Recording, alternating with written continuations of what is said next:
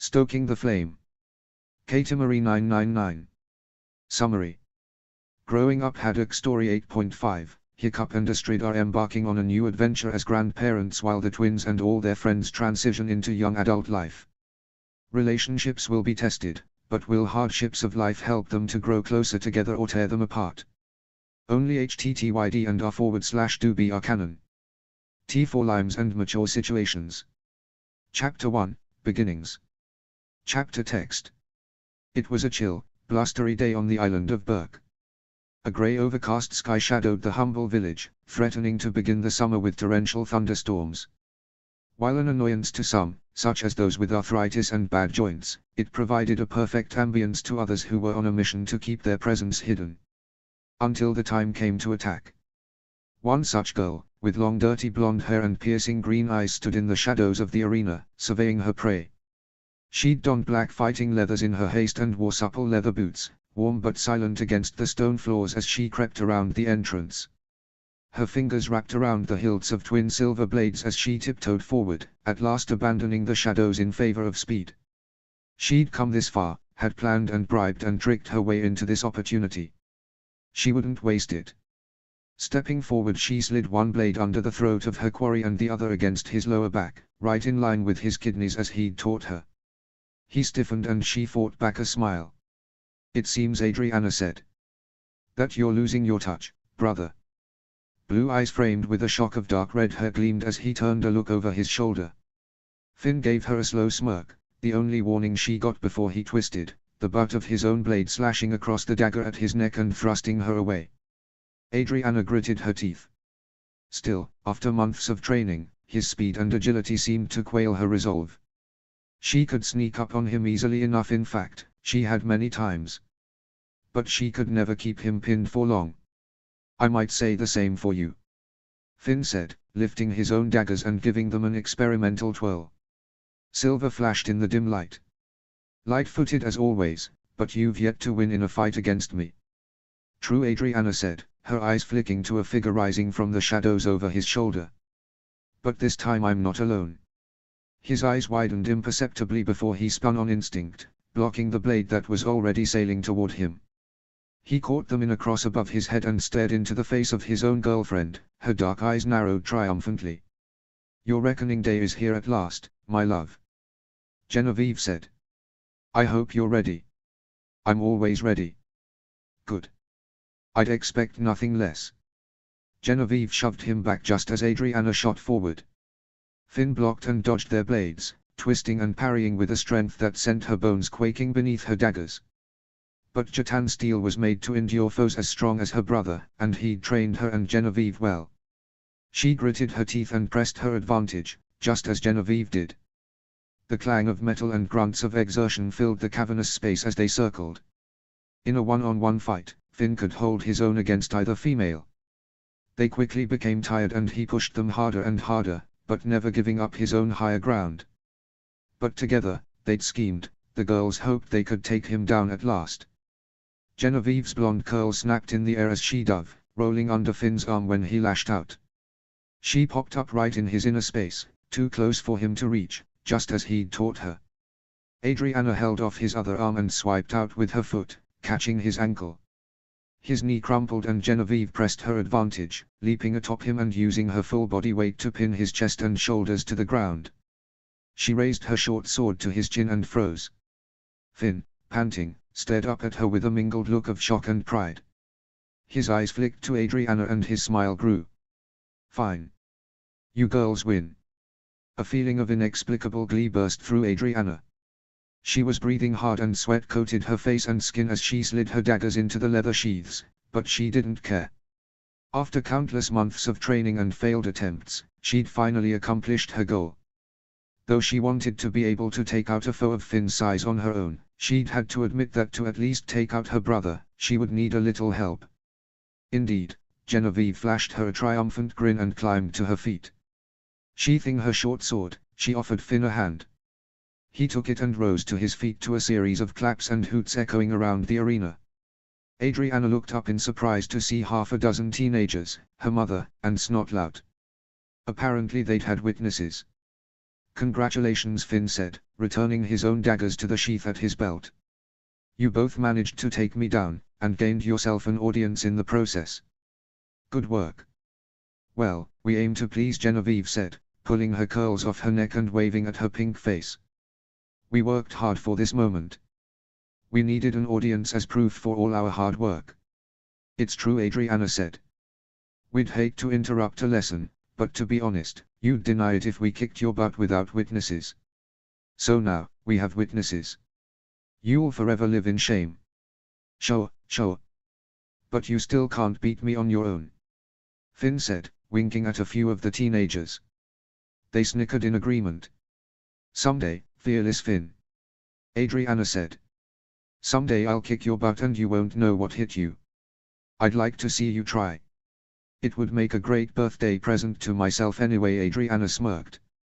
Perhaps the best one of all. Admirable, but also highly implausible. Finn said. The frog under your pillow still holds up after all these years. We're talking about favorite birthday presents, not memories. Finn nudged her with an arm. Happy birthday to you too, Anna. When fearless Finn woke on his 18th birthday, he hadn't expected much excitement. Of course, one's birthday was always a reason for celebration, but he had not anticipated a slew of surprises. Neither his twins' surprise attack nor his girlfriend's unexpected arrival. Genevieve had planned to visit Burke for the day to celebrate the twins' birthday, but scheming behind his back in order to take him down. He'd not prepared for them to gang up against them, amazing as it was. Though he was loath to admit it, both his sister and girlfriend were becoming quite the formidable pair. In the months following giving birth, Adriana had taken to training with a single-minded determination that he'd never seen in her before. He'd expected her to drag her feet after a few days, perhaps question her decision to train after all. Never before had he seen her sweat so profusely and even bleed on occasion without shedding a single tear or uttering a single complaint. It seemed that after everything she'd been through, all these years of struggle and hardship, she'd really meant what she'd said. Adriana would not be weak or taken advantage of ever again. And Genevieve. Just thinking about her sent a thrill through his stomach. She, too, had trained relentlessly. She'd taken to wearing less dresses and more fitted clothing, a decision that he appreciated for many reasons. From a practical standpoint, she couldn't properly duel anyone wearing a dress. Well, perhaps she could. Many women had over the centuries. But again, it was impractical. She seemed to enjoy wearing pants anyway. And he certainly enjoyed seeing the shape of all those curves that her voluminous skirts and dresses normally hid. Still, with all these unexpected surprises, the last thing Finn expected was his father's announcement made over lunch, "You've been chosen to be captain of the guard." Even as Finn froze, Genevieve gasped with glee at his side. Really? That's amazing. Wait, what? Finn asked. I didn't expect to be. I've only been on the guard for a few weeks. Surely there's someone else more qualified. Nobody is more qualified than you, Astrid said before taking a sip of her iced tea. She set the mug down with a heavy thunk and leaned forward. The councilman interviewed many people in the weeks prior to Baldric's retirement, but most of those interviewed lack a certain touch of leadership skills. In essence, Hiccup said. We had the list narrowed down only to 2, but even then we weren't sure. And then a few councilmen suggested you. With your experience training the Jatans, getting Ivan and Kiev's professional opinion. Finn rolled his eyes. Don't you think their opinion would be a little biased? Not at all. Well, maybe a little. Hiccup amended.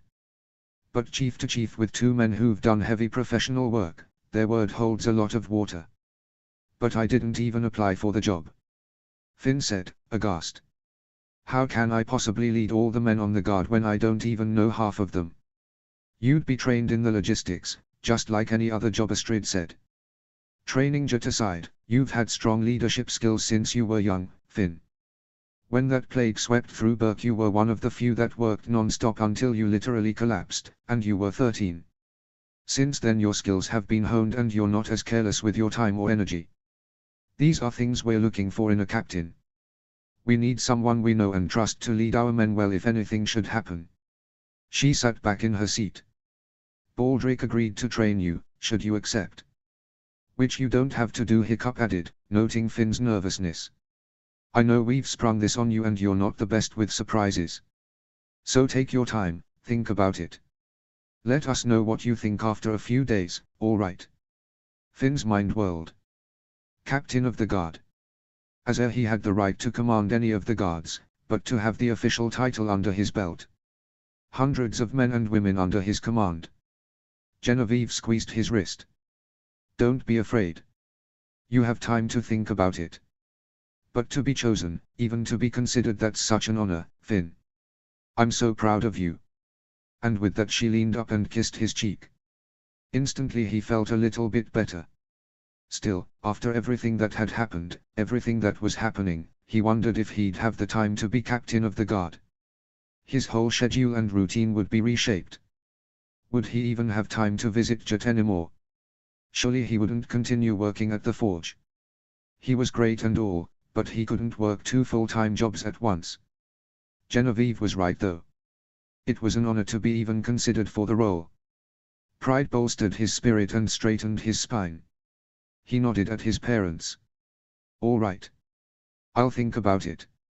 Excellent. Hiccup clapped him on the back. The council will still have to vote on it if you accept, which is normal. Obviously the position is a bit of an important one. Baldric himself was hired by my father's council, so it's understandable that he's ready to retire. When you become chief, you would play a heavy role in the selection process. So that's the nice thing about this, it's almost a fancy addition to your resume. Finn scoffed into his mug. Except I'm like, 95% guaranteed the position of chief. Don't sell yourself short. Genevieve elbowed his arm. You're 100% qualified. Sliding an arm around her waist, he gave her a light yet affectionate squeeze of thanks. His girlfriend was nothing if not supportive. He could tell that she was over the moon excited about this new proposal. Him, captain of the guard. Gods, 18 was shaping out to be an interesting year, and it had only started a few hours ago. You singin' happy birthday to mama? Adriana cooed. Darin lay on his back in the middle of her parents' living room on a fuzzy blanket, fists waving to and fro. His voice echoed around the room. 3 months old, and he had to be the most vocal baby she'd ever come into contact with. His babbling was cut short as he shoved a fist into his mouth. It was amazing to see how much he'd grown. His peach fuzz hair had grown and lightened to a soft blonde, and his eyes had kept their bluish tint, a beautiful sky blue that she hoped would stay forever. He certainly is chatty, isn't he? Hiccup asked from the dining table with a smile. You should hear the conversations he has with himself at 4 in the morning, Eric said, whisking mashed potatoes in the kitchen while Astrid pulled freshly baked rolls out of the stone oven behind him. You'd think he'd cry to be picked up or to be changed or fed, but nope. He just lays in there gabbing. Oh sure, Adriana said. That's what he does on the nights Daddy is awake.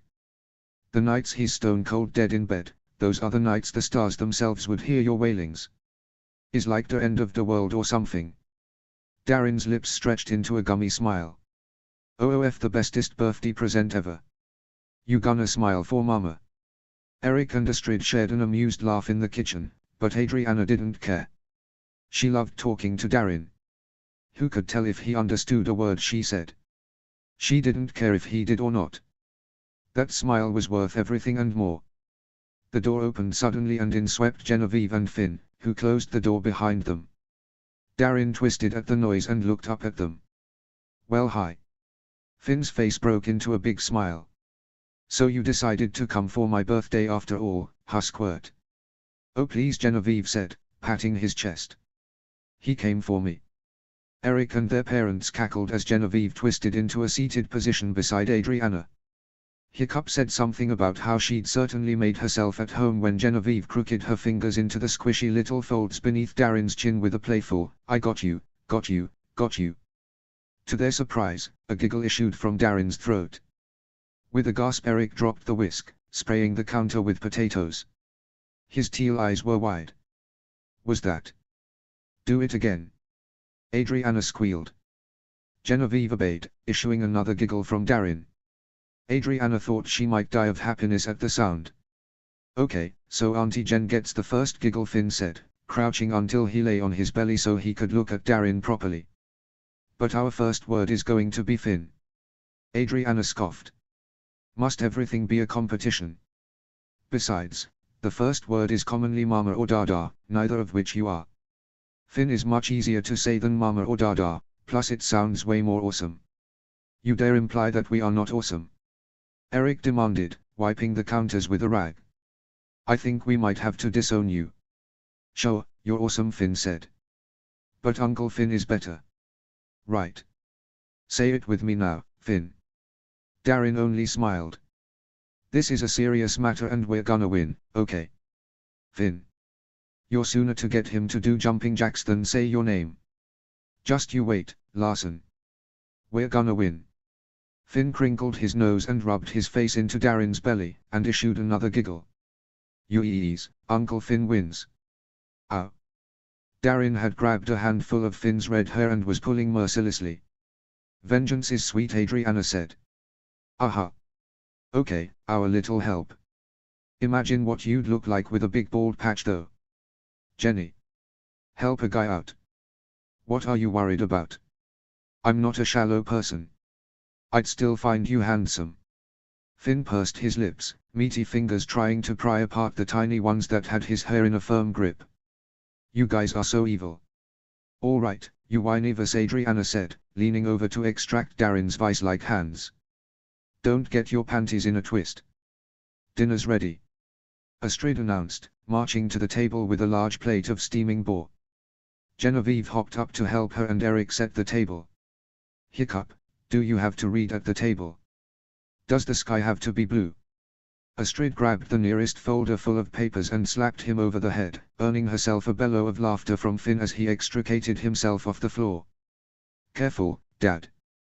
With a broad swipe of papers like that, you'd get yourself such an intense set of paper cuts that you'd lose an eye. Eric shuddered across the table with a pure look of disgust. That's horrible. Isn't it? But he'd look awesome, what with the peg leg and an eye patch. All right, Mr. Trickster, Hiccup said with raised brows as he set his paperwork into a satchel and hung it up on the nearest nail. I swear you get sassier with each birthday. And utterly full of nonsense, Adriana said, debating whether to leave Darren playing on the blanket while he was content or trying for a nap in the nearby crib. She settled on leaving him to play and stood. Besides, Burke only has room for one Mr. Trickster. We never did figure out who that was. Astrid said, passing the rolls to Adriana as she took a seat. Dyeing Ali's hair green. Brilliant. It went well with her complexion, Finn said, sliding the plate of boar to Genevieve. All gruesome and brooding and utterly drab. She's got an interesting sense of style, I'll give her that. Hiccup said. A coo from Darren caught his attention and Adriana resisted the urge to leave the table. And anyway, I'm glad Mr. Trickster didn't get up to his shenanigans while Ali was here for the convocation. We had enough going on without that extra dose of drama. Adriana took a healthy amount of potatoes and drowned them in butter and gravy. Well, I wasn't exactly fit for shenanigans being pregnant, was I? Eric's eyes shot to hers even as Finn's fork clanked onto his plate. What? Astrid stared at her with growing amusement. Wait, it was you. Adriana sipped her lemon water with a shrug. Genevieve raised her brows. Who was Mr. Trickster? We just established it was Anna, babe. Dark eyes furious, Genevieve whirled on him. Finn ducked away when she raised a hand to slap him, though he couldn't hide the smirk. Many years ago we hosted another convocation of sorts. Astrid said. Ali was there, a joy as always, and then a series of pranks followed her wherever she went. She insisted on knowing who it was, but we never found out. I'm pretty adept at keeping secrets, it turns out. Adriana remarked proudly. You little sneak, Hiccup said with a laugh. You were Mr. Trickster all this time. You said yourself I can be pretty sneaky when I want to be. And besides, Adriana said, twisting in her chair when Darren gave a squawk of indignation, perhaps annoyed that he was hearing voices but seeing no one. She was being a bully all week, on top of Dana and the other girls. I decided to take matters into my own hands. She turned back to her plate and shoved food into her mouth before Darren truly got upset and she had to cut dinner short. How was I supposed to know my name would go down in infamy as Burkean legend? Eric's teal eyes were lit with amusement, but they faltered when he saw how quickly she was eating. Annie, slow down or you'll choke. Darren's getting hungry. I can tell. There are 5 other people who can hold him. Hiccup tapped her wrist. Take your time. Besides, he's just gabbing, Finn said, taking more boar from the plate. Even with Adriana's speedy eating, he'd already cleared his plate in the 5 minutes since they'd sat down. How do you know he's getting hungry? Adriana blinked. She wasn't about to go into great detail to her entire family just how she could tell that Darren needed to eat soon. It actually had very little to do with Darren's mood whatsoever. We call it the mama clock. Astrid spoke quickly but firmly, attempting to dissuade any further questions. It's like the mommy eye. Mom always knows where the missing thing is, or we can always see when you're doing something naughty, even when our backs are turned. Utter myths and speculation, Finn said. How can you possibly possess an internal timer to tell you when your kid needs to eat? That doesn't make sense. A woman's body is an amazing thing. Eric said firmly. Don't be gross. We're eating. I'm not. Married folk are the worst sort. Genevieve smirked. I think it's cute. Adriana enjoyed the way Eric's neck flushed and he eagerly tore into his roll as if he hadn't heard anything. Anyway, Finn continued, stubborn as always to win every argument. I still don't understand how such a mommy clock works anyway. Gods, my boobs hurt, Finn. Adriana interrupted. Finn sputtered into silence. Eric buried his face in his hands, though his shoulders shook with laughter. Astrid and Genevieve smirked with barely restrained amusement. But that was nothing on the redness of Hiccup's face as he muttered incoherent words of uncomfortable and stupid sons. Adriana drew herself up taller and cleared her throat. If you'd like more details. No, no, Finn interrupted, resolutely cutting into his bore. I'm good. Good. At that moment Darren gave a keening whine that rose into a wail. Adriana began to rise but Eric beat her to it, placing a firm hand on her shoulder. I'll get him. Seriously though, I do need to feed him. And you need to eat, too. Eric said, scooping Darren off the floor and patting his back as he wailed into Eric's shoulder. Normally he didn't give her such a serious look. Take your time, Annie. He'll be okay for a few more minutes. Adriana begrudgingly refocused on her plate as Genevieve sprung into conversation about Max and Zap's pups, which had grown to 3 feet long in the months since they'd hatched. She lovingly called them wee terrors, known both to Burke and Jet as perhaps the most strong-willed and hyper pack of baby dragons in the archipelago. Foregoing the last few bites on her plate as Darren's cries rose in volume, Adriana stood and took him from Eric's arms. When he opened his mouth to argue, she said, I'm saving room for cake. She kissed his cheek and he gave her a reluctant sigh, and she knew she'd won. She carried Darren up the stairs to her old room where Cliff was still staying, though tonight it was vacant. Darren cried miserably as she sat in a comfortable chair in the corner. I know, it's just so unfair. Everyone else has nummies before you. This is completely unacceptable. Within moments, however, he was silent and content, if not a little pink in the face as she brought him to her chest. She held him close and wiped the tears off his face and kissed his forehead. Don't cry, my little lovebug. I didn't forget about you. The room was quiet save for Darren's breathing and the slight creak of the chair as she adjusted her position every few minutes. Echoes of laughter wafted up the stairs, including Eric's. She loved that happy sound, as if everything in the world was perfect. They hadn't seen hide nor tail of Brandine since he'd left the convocation early. Weekly correspondence with fellow chieftains confirmed the same. Nobody had any news regarding his whereabouts or what he might be planning. If he was planning something. She had little doubt that he was. Brandine wanted revenge on her family. He wouldn't rest until he got it.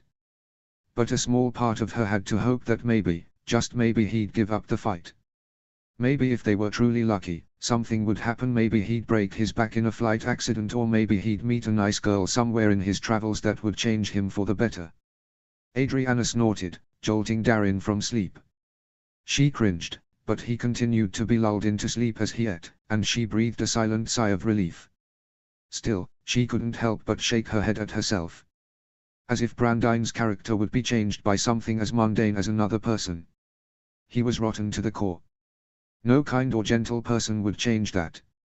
She should know, seeing as she had once been kind and gentle toward him long before he'd ever revealed his true colors. Shaking her head of those thoughts, she stroked Darren's cheek. Wish as she might, Brandine was what he was, evil and vindictive.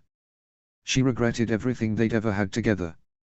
But if nothing had happened between them, she wouldn't have her son, and he alone made every ounce of suffering she'd endured worth it. Darren was perhaps the best gift she'd ever received, and she'd never cease to be grateful. Not now, not ever, and she'd do whatever it took to protect him from this beautiful yet oftentimes cruel world. She'd teach him to read and write and fly, she'd show him the mountains and seas, she'd teach him what was right and wrong, about kindness and compassion and mercy.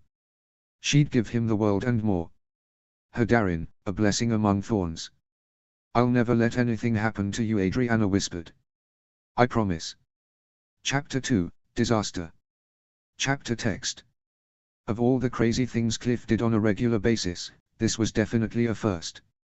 Everything was fine, he'd told himself. He'd planned, scrapped, begged and bartered. He'd worked extra hours for months and made his purchases, and stressed and fretted and worried if perhaps he was ready for this after all. Of course you are, Eric confirmed. Bruh, you got this, Finn agreed with confidence. Cliffy, there's nothing to worry about, Adriana said with a tight hug and a squeeze. Everything is going to turn out perfect and you'll forget about how worried you were. In fact, Finn said.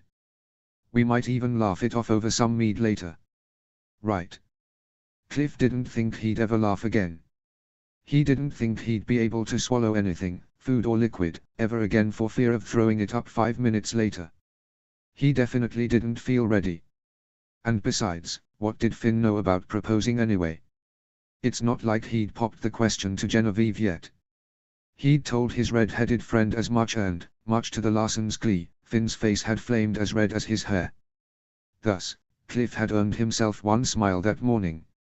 It was quickly swallowed up, however, by the anxiety that was crawling through his insides and claiming his soul, churning his guts like so many worms infesting a long-forgotten garbage bin.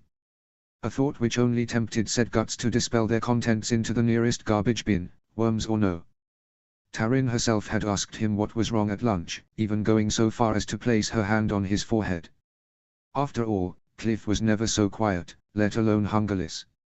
For despite his lanky frame, he still never stopped eating and didn't gain a pound. But here and now, he'd yet to touch his food.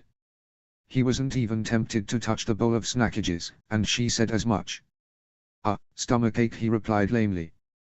Taryn frowned. Well, maybe we should postpone our date tonight. No. Cliff cried, then froze at her wide-eyed expression. He coughed a laugh, hoping and praying for all manners of grace to get a stinking grip. I mean, I've been really excited about it all week. Yes, but if you're not feeling well. I'm fine, Cliff said. Just crap. Just what? Just, trolls. Taryn blinked, a flicker of amusement flashing in her eyes. Trolls? Yup. Not only do they steal your socks, Cliff said, forcing himself to take a bite of his sandwich. They steal your thoughts too. Aha. It's true. They replace said thoughts with only thoughts of themselves. In fact, humans don't even realize it's happening. Which totally explains how you know to explain it. Shush. Cliff held up a finger and glanced around the nearby tables. They don't know that I don't know my own thoughts. You'll blow my cover.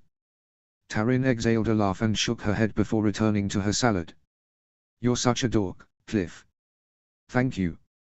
Cliff squeezed her shoulder and breathed a mental sigh of relief. Hours later though, he thought back on the exchange with a mingled sense of awe and trepidation. Taryn was perfect.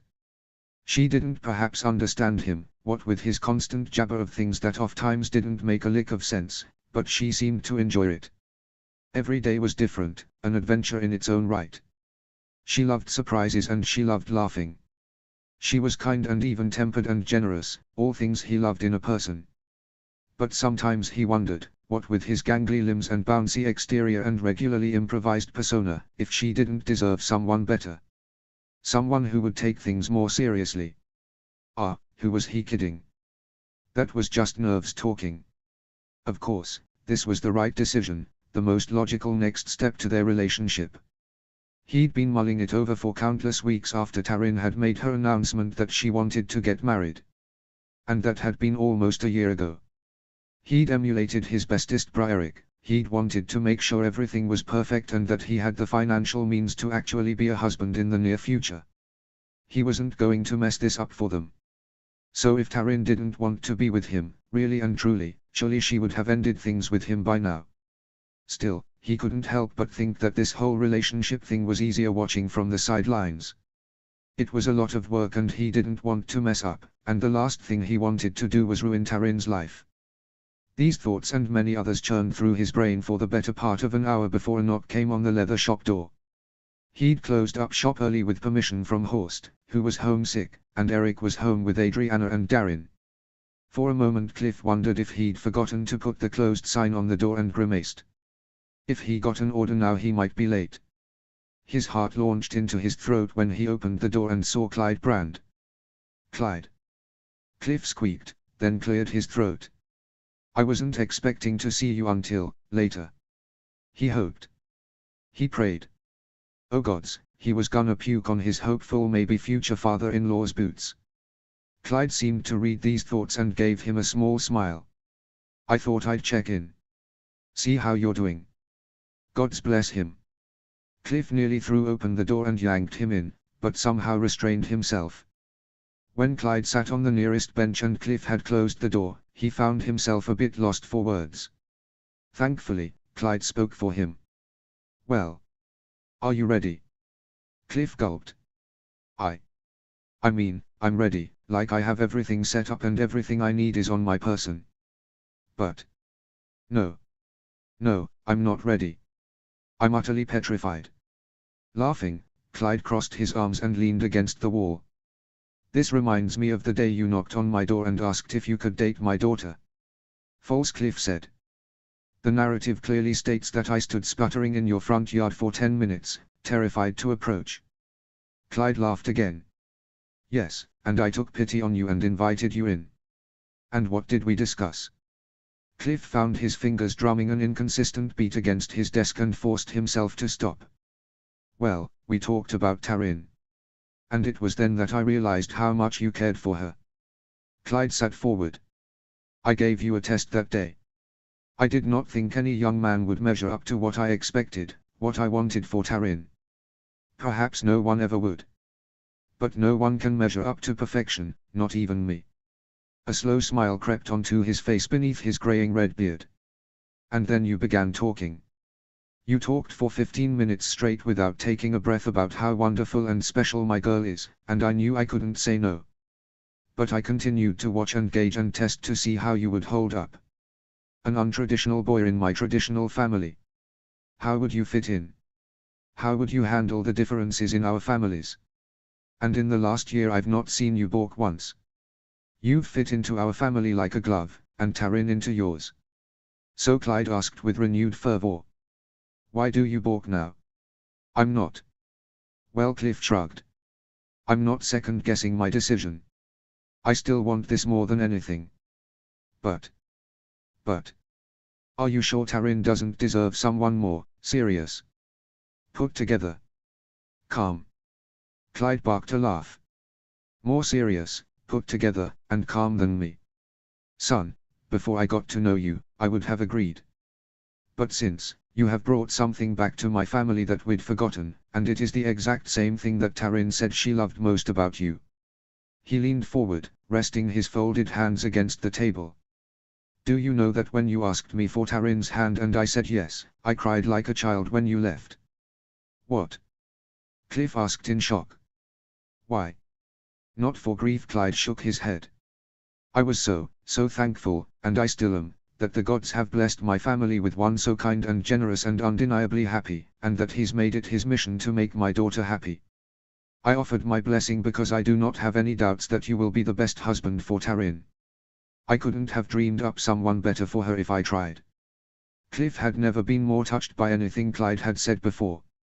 He bowed his head in thanks, unsure for once what to say. All day though, I just couldn't shake the image of you standing in my front yard in utter fear, terrified to ask if you could formally date my daughter. I wondered if you were just as terrified today as you were then, and I dare say I wasn't wrong. Cliff laughed, shoving a hand through his hair. I dare say I agree. Nerves are a part of the process.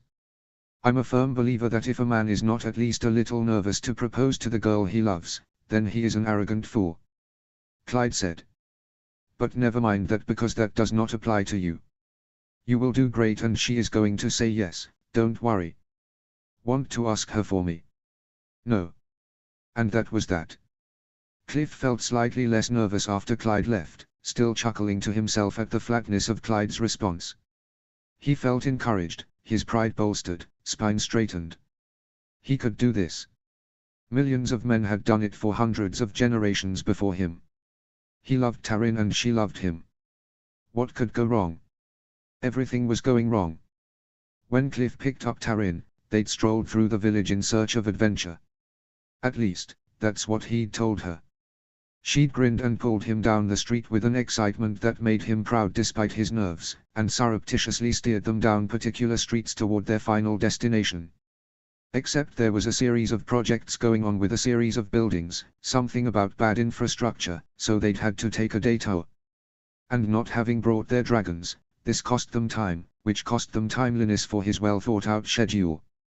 What's the rush anyway? Taryn asked, squeezing his hand.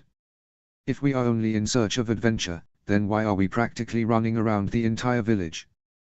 Because I got plans for this date, and if we don't show up to our reservation on time, then. Cliff slowed to a stop and stared at the tea shop that they were supposed to be entering. Upon the door was a sign that said, closed for remodeling. Remodeling? Today? Now? What is this? Cliff sputtered. Taryn squeezed his hand. Well, it's all right. There are other places we can go. No. But. Cliff was at a loss. He didn't quite know what to do, seeing as this particular tea shop was the one in which he was meant to propose, and the ring which he was meant to propose with was currently inside said tea shop, as it was supposed to be the main decoration for the cupcake that Beatrice was meant to bring out to their table, and now the day was ended because there was no tea shop to enter, no cupcake to gush over, no Cheesy the Stud Muffin has found his cupcake one-liner to provide, no ring to gasp over. And no question to ask. This was a disaster. Cliff? Taryn asked in a small confused voice. Cliff? A familiar voice sounded nearby. Eric appeared from a side street, his blonde waves sticking up in all directions. He noted Taryn at Cliff's side and tried for a smile. Ah, Taryn. Excellent. Is it? Taryn asked. Yes, is it? Cliff asked in a small voice. Eric did his best attempt at a smile and clapped his hands together. Taryn. Can I borrow Cliff for a minute? Is everything all right? Taryn asked. Darren and Anna. Oh, Eric's expression fell in confusion before he recovered. Yes. I mean no. Why don't you head over to my place? I do think Adriana needs some help with some baby stuff that requires more of a woman's touch than a man's. Even that of her husband. Cliff asked. Eric shot him a meaningful look, which luckily went unnoticed by Taryn as she pulled them out of the street. A deadly nada came tramping up the street and barely missed knocking Cliff into the dirt. It might as well have. The day was ruined anyway. All right, well, I'll head over and see what the problem is. Taryn squeezed Cliff's arm. I'm sorry the date didn't work out, but this sounds important. How often do we see Eric this frazzled, right? Cliff offered her his best smile. Right. Have fun with baby duty. Taryn kissed his cheek. I'll see you later then. As soon as she was gone, Cliff's face fell. He turned to Eric. What happened? Eric huffed. Apparently Beatrice's shop has mold. What? Something about mold infesting the infrastructure of all these buildings. It's spreading like a disease, which is both obnoxious and fascinating. I swear to all the gods, if my new house has to get torn down just as we've finished it. Eric, focus. Cliff said. What does that mean? For the building, I mean. Ah well, they have to tear it down to the foundations and rebuild it. Where is all of Beatrice's stuff? Inside still, I assume. But Hiccup doesn't want anyone going inside. Cliff whirled around. For the first time in my life I couldn't care less what the chief said, and do you know why? Eric winced. Look, I know you're upset. That's putting it lightly. You can propose to her somewhere else. Cliff took a deep breath. I don't care about the tea shop, but the ring is in there. Eric froze. What? The ring. Beatrice was going to put it on a cupcake. On a cupcake. What if Taryn ate it? She always admires Beatrice's little icing flowers before digging in. How would she miss a big sparkly ring? She did win that chubby bunny contest last week. She can fit a lot in her mouth when she wants to, and I dare say you predicted that one. Eric, this is no time for quips. Eric bit back a grin. You're right, I'm sorry. Let's just go in and find it. But next time, do us all a favor. He squeezed Cliff's shoulder. Just hold on to the ring, okay? They walked into the tea shop, which was thankfully empty. It was most unfortunate that Beatrice seemed to have vacated the place because they had no idea where to look for the ring, and even worse, if someone walked in to see them pilfering the place, they'd look like a couple of thieves. And a couple of young men their ages would sooner die than steal an old lady's ancient teacups and handmade doilies. 20 minutes into their search of Beatrice's cabinets, cooking bins full of flour, sugar, food coloring, eggs, and drawers of whisks and spoons and metal pots and pans, they still hadn't located the ring. Cliff slumped to the floor. This proposal has been an utter bust. Luckily Taryn's endured far worse, Eric said, rifling through a drawer. Besides, it's not like she knows. Good thing too. She'd be so disappointed. Oh, stop that, Eric said, pulling him up off the floor. We're going to find the ring and plans change easily enough. Why were you going to propose in this place, anyway? You know, Beatrice is like a third grandma to Taryn. Sorry. Eric grinned. Is that all though? I thought you would propose at your little oasis. He'd considered that. The oasis would make a fantabulous backup plan, actually. Well. I might have had a cheesy one-liner that I've been hanging on to for a while. Eric raised his brows. Though he didn't speak, his expression said, you seriously were going to propose with a one-liner. It was a good one, okay. I'm sure Taryn would have loved it. She would have. Let's hear it then. No, I think I'll keep it to myself. Come on, don't be like that. No, it's mine, and you're making fun of me in my time of emotional distress. Eric went silent as he felt along the top of a cabinet for the ring, and Cliff wondered if it was intentional. It couldn't have been. Cliff wasn't going to crack under the pressure of silence, no matter how poignant it was. Then again, how could he let such a good joke go to waste? Oh fine, Cliff huffed as his bestest brow laughed. I was going to ask if she'd bake me the happiest man alive by bakecombing my wife. Eric choked and pulled away from the cabinet. Good gods, I'm glad this place shut down. Taryn would have loved it.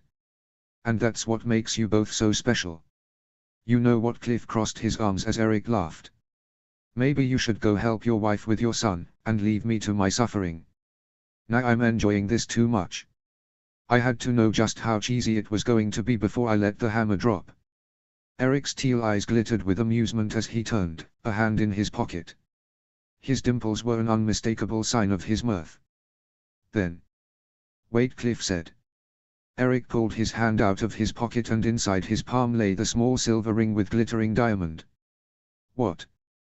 Cliff demanded, picking the ring out of his supposed friend's hand. How long? Who are you? How could you? Eric held up his hands, fighting a laugh.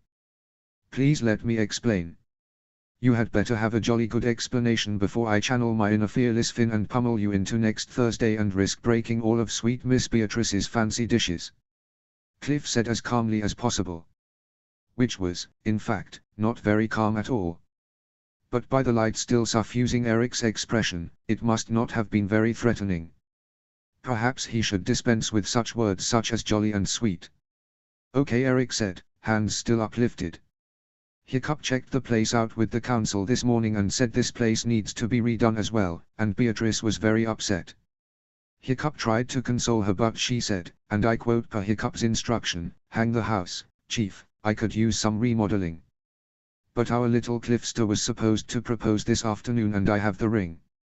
So Hiccup offered to find you and give you the ring back, but he couldn't find you, so he stopped at my place and gave me the ring. Charger went hunting, and you'd already picked up Tarin, so I had to run all the way here." "And what, you couldn't just hand me the ring when you got here?" Eric raised a brow.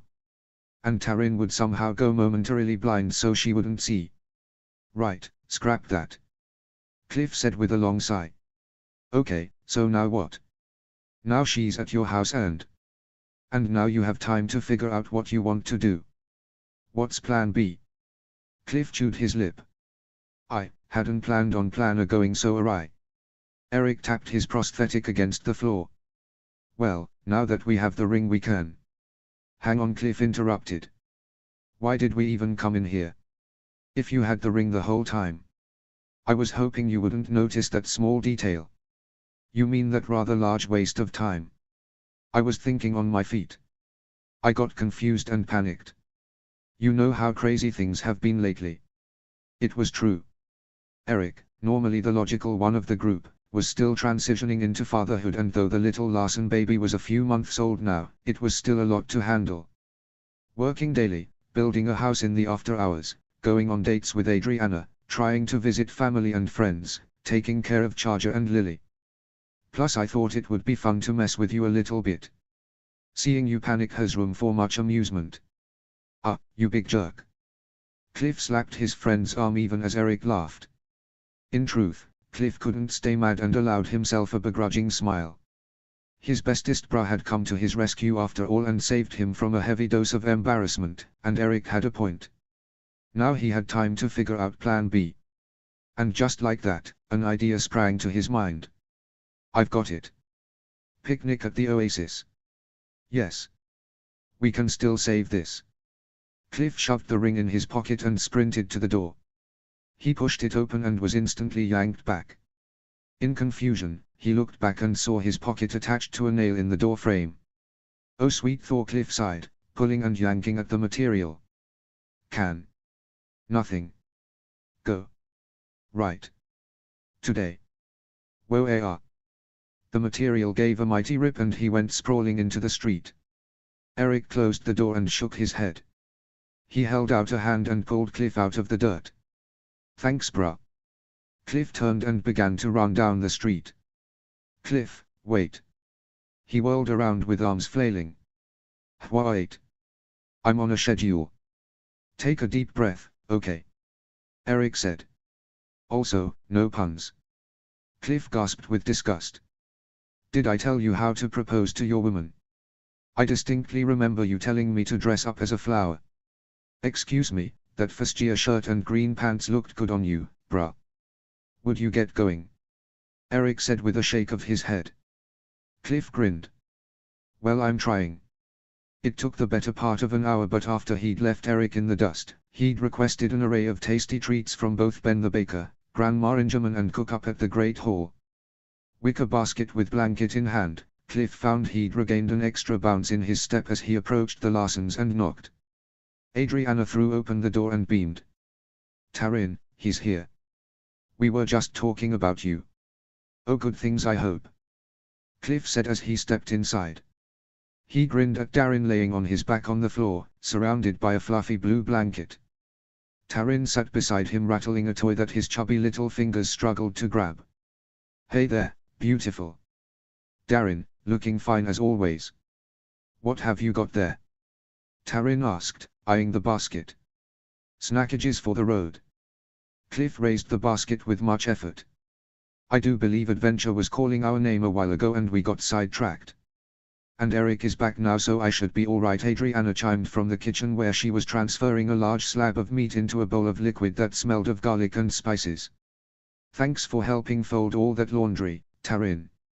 Eric is absolutely hopeless at it. She winked at Cliff even as Eric stuck his tongue out. I admit I was a little concerned, Taryn said, pulling on her boots.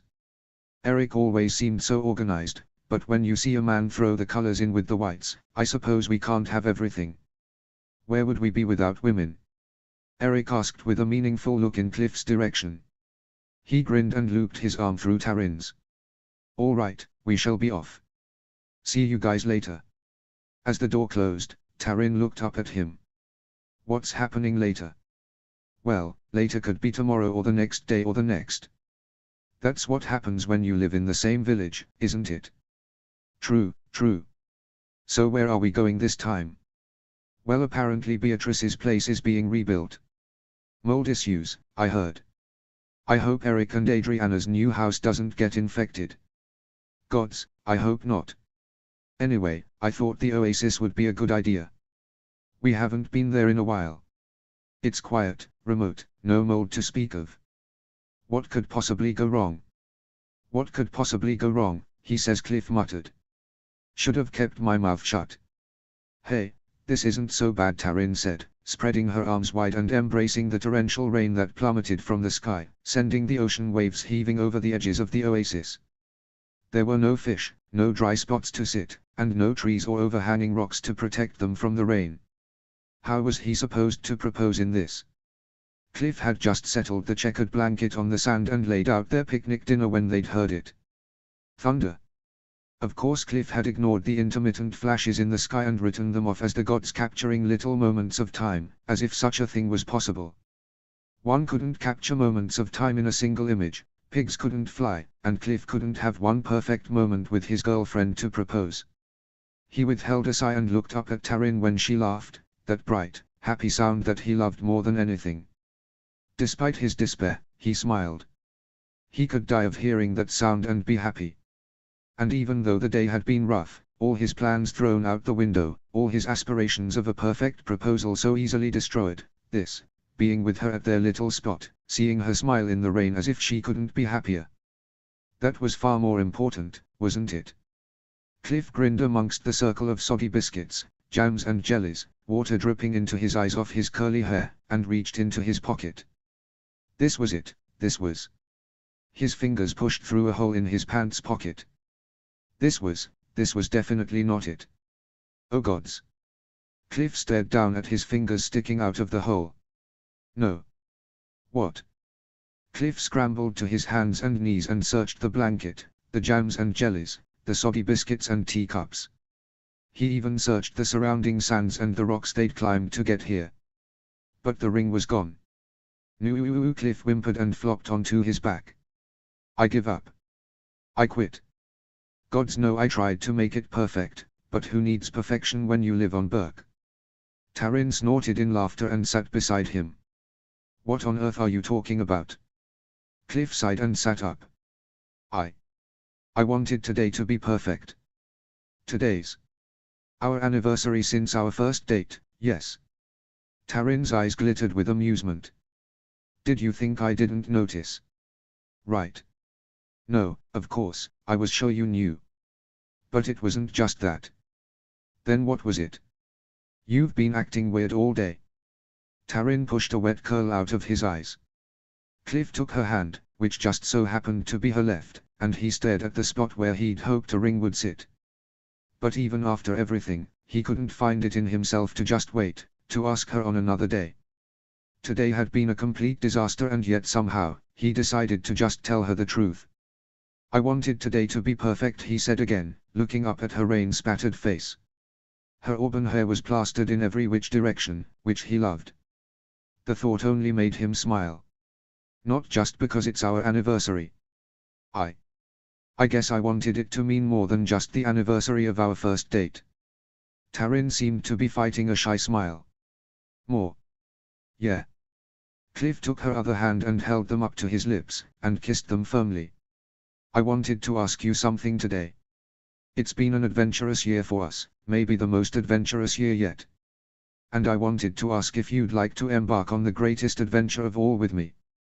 Taryn stared, the smile disappeared and a strange sense of awe and surprise replacing it. Wait, are you? I had a ring, Cliff said, dropping his gaze. And this sounds terrible, but it got lost. Not out of carelessness, I swear. Well, it's a long story, and I'll tell you all the finer details.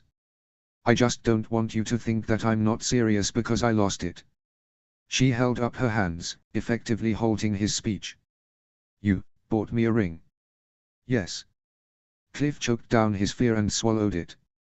And even though this isn't perfect and we're sitting in the rain with soggy biscuits, and I don't have the ring, heck, I'm not even on a knee like I'm supposed to be.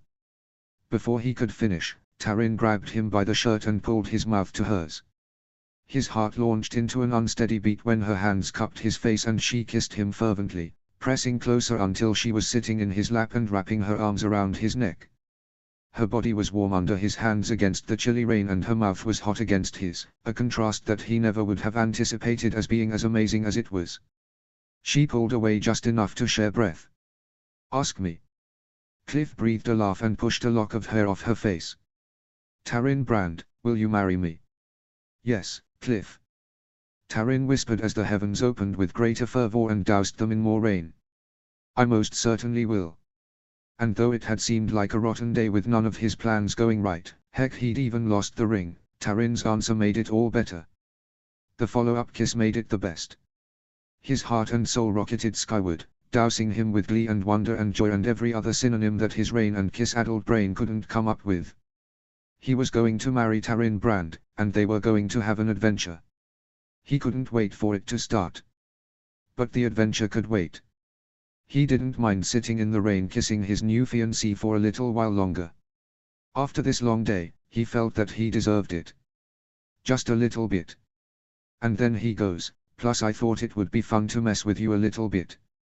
Cliff said to much laughter. Surrounded by all their friends and family, who'd thrown a huge celebratory party in honor of their new engagement, Cliff and Taryn grinned at the sight of the women glaring daggers at Eric while the boys cheered or shook their heads. Finn was one such eye-roller, who calmly stated, I would have knocked him flat. Trust me, I was tempted. Eric held up his hands. It's not often that your feathers get so ruffled. I had to take advantage a little bit. Please, Cliff scoffed. Pick another day, any other day, next time. Well, all the same, it turned out perfectly. Just as I said it would. Adriana said. Darren lay asleep in the crook of her arm. Well, not perfectly. Let's not focus on that. Taryn squeezed his hand. I'm happy with how it all turned out. Soggy biscuits and all. Inga chimed. Hey, those were homemade by Grandma in German and everything. Helga shrugged. What's the big deal? I eat her biscuits soggy all the time. Sure, in a bowl of milk and strawberries, Finn said. That's hardly the same as sand and rain. It's the lumpy texture that makes a soggy biscuit good. Stop. Finn shuddered, twisting away with a disgusted expression. I don't do soggy things. Not soggy biscuits, not soggy shoes, Helga said and sipped her drink, ignoring the blue-eyed glare being cast in her direction. Picky, picky. Through the crowd came a familiar peg-legged man wearing a leather flight suit and they all brightened. Hi, Chief. Hiccup clapped Cliff on the back. I heard the news. Congratulations. Thanks, Chief. Yes, thank you. Taryn beamed. I heard something about Ben bringing out some cupcakes since Beatrice's shop got closed, Hiccup said. Then his green eyes flicked to Eric, whose brows lifted. However, now I know who not to give important objects to. Finn smirked. What are you? From his pocket, Hiccup withdrew something small, silver and utterly shiny. The group gasped. You found it. Cliff erupted from his chair, nearly knocking it from the chief's hand. Oh gods, thank you. Where did you find it? Hiccup crossed his arms. On the floor inside Beatrice's shop. And here I'd thought Eric to be the most responsible. I gave it to him. Eric exclaimed, ignoring the others' laughter. Cliff, don't let my golden reputation crash and burn. It's true, Cliff agreed, though perhaps he should have let his bestest bra suffer a little bit longer for the stunt he'd pulled earlier that day. I had it in my pocket when I left and said pocket tore on a nail on my way out. I guess we didn't hear it fall. Not with your clopping around. Larson, I've had quite enough sass out of you today. Eric merely shrugged. Cliff's heart launched into his throat but ignored the fact that they had quite a large audience, and got on one knee before Taryn. Tebear, I'm going to do it right this time, and you know what they say, third time's a charm. He held up the ring. Will you marry me? Taryn grinned and nodded emphatically. Yes. 1,000,000 times, yes. All their friends clapped and cheered as Cliff placed the ring on her finger, which was perhaps a little too big, but Helga stated that she only had room to grow. Finn promptly shoved her off the bench. Cliff's laughter was cut off short when Taryn pulled him in for another kiss. He vaguely thought his friends had to be the best group ever for all their cheering and screaming. Which woke up Darren, who began to cry. With much cooing and apologizing, Adriana left the table, but not before she kissed Cliff on the cheek and embraced Taryn. I love you both and I'm so happy for you. Thanks, Annabelle. Cliff wrapped an arm around Taryn's shoulders and gave her a squeeze. He couldn't believe his luck, and was ever so grateful for a chief and friend with such keen eyesight. Let's have an adventure, Miss Brand. Taryn grinned, her eyes brighter than any star. With pleasure. Chapter 3, The Honey and the Hatchet Part 1. Chapter text. Can I take it off yet? Not yet. Okay, 3 steps up. Eric, I've seen the outside. I know, I just don't want you to fall on your face and break your nose. You'd be a pretty crappy husband if you let that happen. Adriana heard Eric's snort as they reached the top porch of their new house. He'd insisted that she wear a scarf over her eyes so that she couldn't see. She knew what the outside of their house looked like, but as for the inside, she'd only helped draw the plans. Eric had wanted to surprise her and had nearly hired guards to keep her from snooping around and spoiling it. She'd gone along with it in the weeks past, but today, she was finally ready to see it. Their boots scuffed against brand new planks of wood and then a brass knob turned. All right, inside we go. Eric's voice, laced with excitement, echoed in what was clearly an empty room. With no furnishings inside it yet, there was nothing to muffle the sounds of movement. The scent of fresh pine and sawdust filled her nose and she couldn't fight the grin. Can I take it off now? Eric took a deep breath. All right. Adriana ripped it off and blinked away the bleariness in her eyes, and her grin fell away. They stood in the middle of 2 huge rooms, intended for a living room and dining room. Across the room was a spacious kitchen area with nearly a dozen cabinets built into the walls and a countertop, all stained in a rich cedar brown. There was an empty corner for an icebox and other furnishings, as well as a large door with glass exterior. Inside were shelving units for a pantry. Large picture windows framed the walls beside the door below a 10-foot ceiling. And before them was a wide staircase leading to what Adriana assumed were the 4 rooms they'd planned. The master bedroom, Darren's room, and 2 extra. For now they planned to use them as an office space and the other a playroom for Darren, but eventually, as their family grew, they would serve as extra bedrooms. It was beautiful. Or Annie. Eric squeezed her hand and wiped a tear off her cheek. Why are you crying? I love it. Adriana breathed, her smile returning as she took it all in. It's better than I even imagined. She stood on tiptoes and kissed him soundly. Thank you. Don't thank me, Eric said and kissed her forehead before turning a look around the empty room. We did it together, and we had lots of help.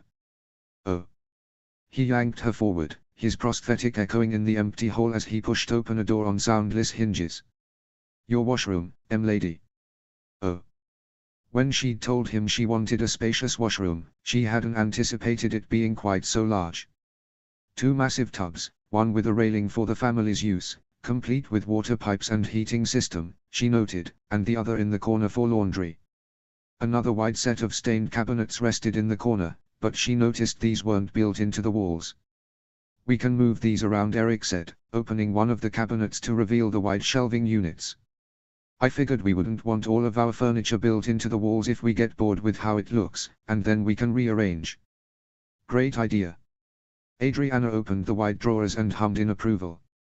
Now all those towels and washcloths will have a place to go instead of everywhere else. Eric grinned. My thoughts exactly. Want to see the bedrooms? Need you ask? Together they left the room and took the stairs. Just as she'd envisioned, The spare bedrooms, including Darren's room, were merely square rooms, complete with walk-in closets. Though two of the rooms would be mostly empty for some time and used for storage, Adriana insisted on the closets. There was nothing worse than having a tiny closet, and if she had daughters one day, she would do them the honor of providing them with properly sized closets well before their existence. Not that she was bitter about her own tiny closet at her parents' house or anything. Lastly, they entered the master bedroom, which would of course be theirs. It also was empty of furnishings but huge, bigger than she'd anticipated. But she paused at the sight of the two doors, expecting only one. Two closets. Eric leaned against the wall and smirked. Not quite. Adriana threw open the nearest door and indeed found a closet, but paused on the threshold. It was huge. Babe, I know I said big closets, but... He laughed and wrapped his arms around her waist from behind, nuzzling her hair. It's a walk-in closet for us to share. That's why it's so big. Oh. Well, what's that then? She gestured to the other door, and felt him smile. Oh, you. She pulled out of his arms, ignoring his smirk, and marched to the other door. When she pulled it open, she drew up short when she saw herself. A large mirror hung on the wall with a short but wide cabinet built beneath it. Half a dozen small drawers were built into the cabinet, and on the wall to her left was another series of shelves, filled with empty wicker baskets. Adriana looked at Eric in the reflection as he crossed his arms with pride. I thought you'd like a mini washroom in here. A place to keep your soaps and makeups and hair thingies. Hair thingies. Adriana giggled. He rolled his eyes. Your hair ties and stuff. Adriana twirled around and wrapped her arms around his neck. You're cute when you care. So I'm always cute then. MHMMM. Adriana kissed him again, inhaling sharply when he slid his arms around her back and pulled her into his chest. Eric frowned slightly when she pulled away. I love all of it. Thank you. Eric bobbed his head with a shy look. Like I said, we had a lot of help.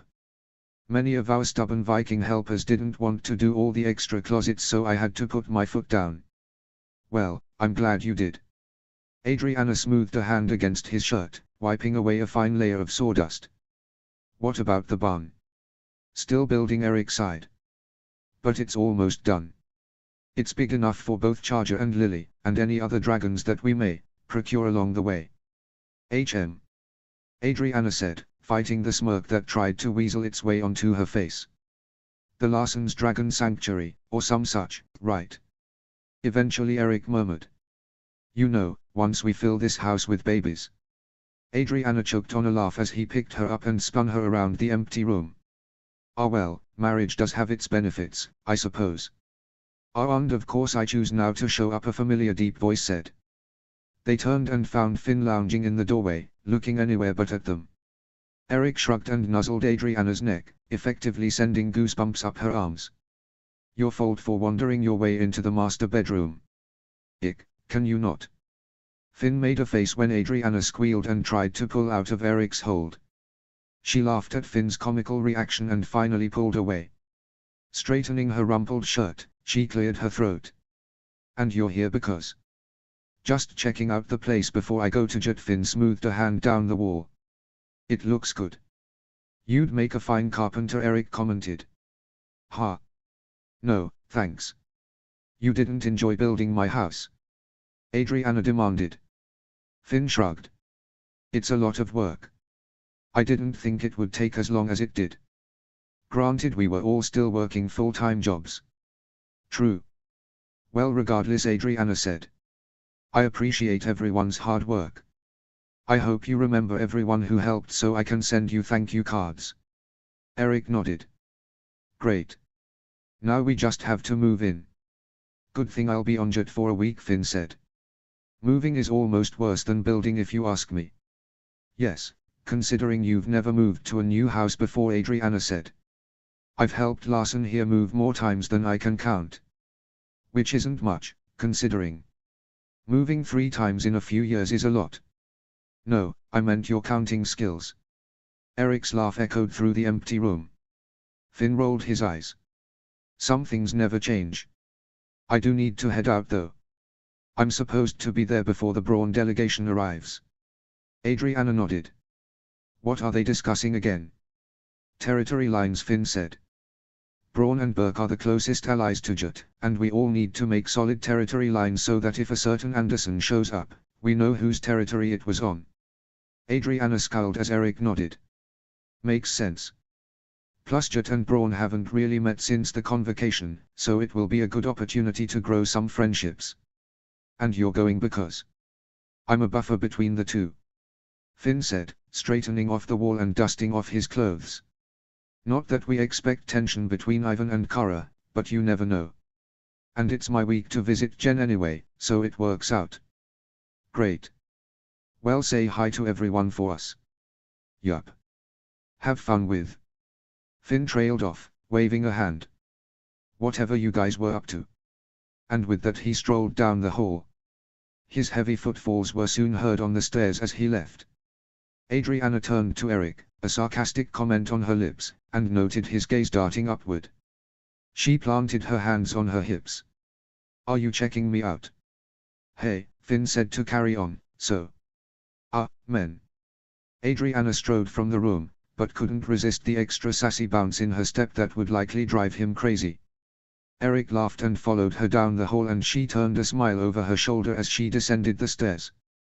Sure, the idea was tempting, but she needed to pick up Darren from her mom's, and then figure out a moving plan. There would be time for that later. But she'd like to get their new house set up first and not run the risk of any more interruptions, as her brother had done. Their new house was beautiful and perfect. She couldn't wait to fill it with new memories. With a few hours to spare until the delegation from Braun arrived, Finn and Genevieve decided to take a walk to the cliffside that was Genevieve's newly designated favorite place. She specified as much because of all the new memories they'd created there.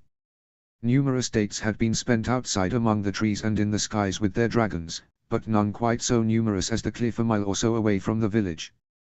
With its wide-open view to the sea and skies, the horizon a blur in the distance, and the forest at their backs, it provided the perfect atmosphere on any day. Save for that of a lightning storm, they'd discovered on one particular occasion.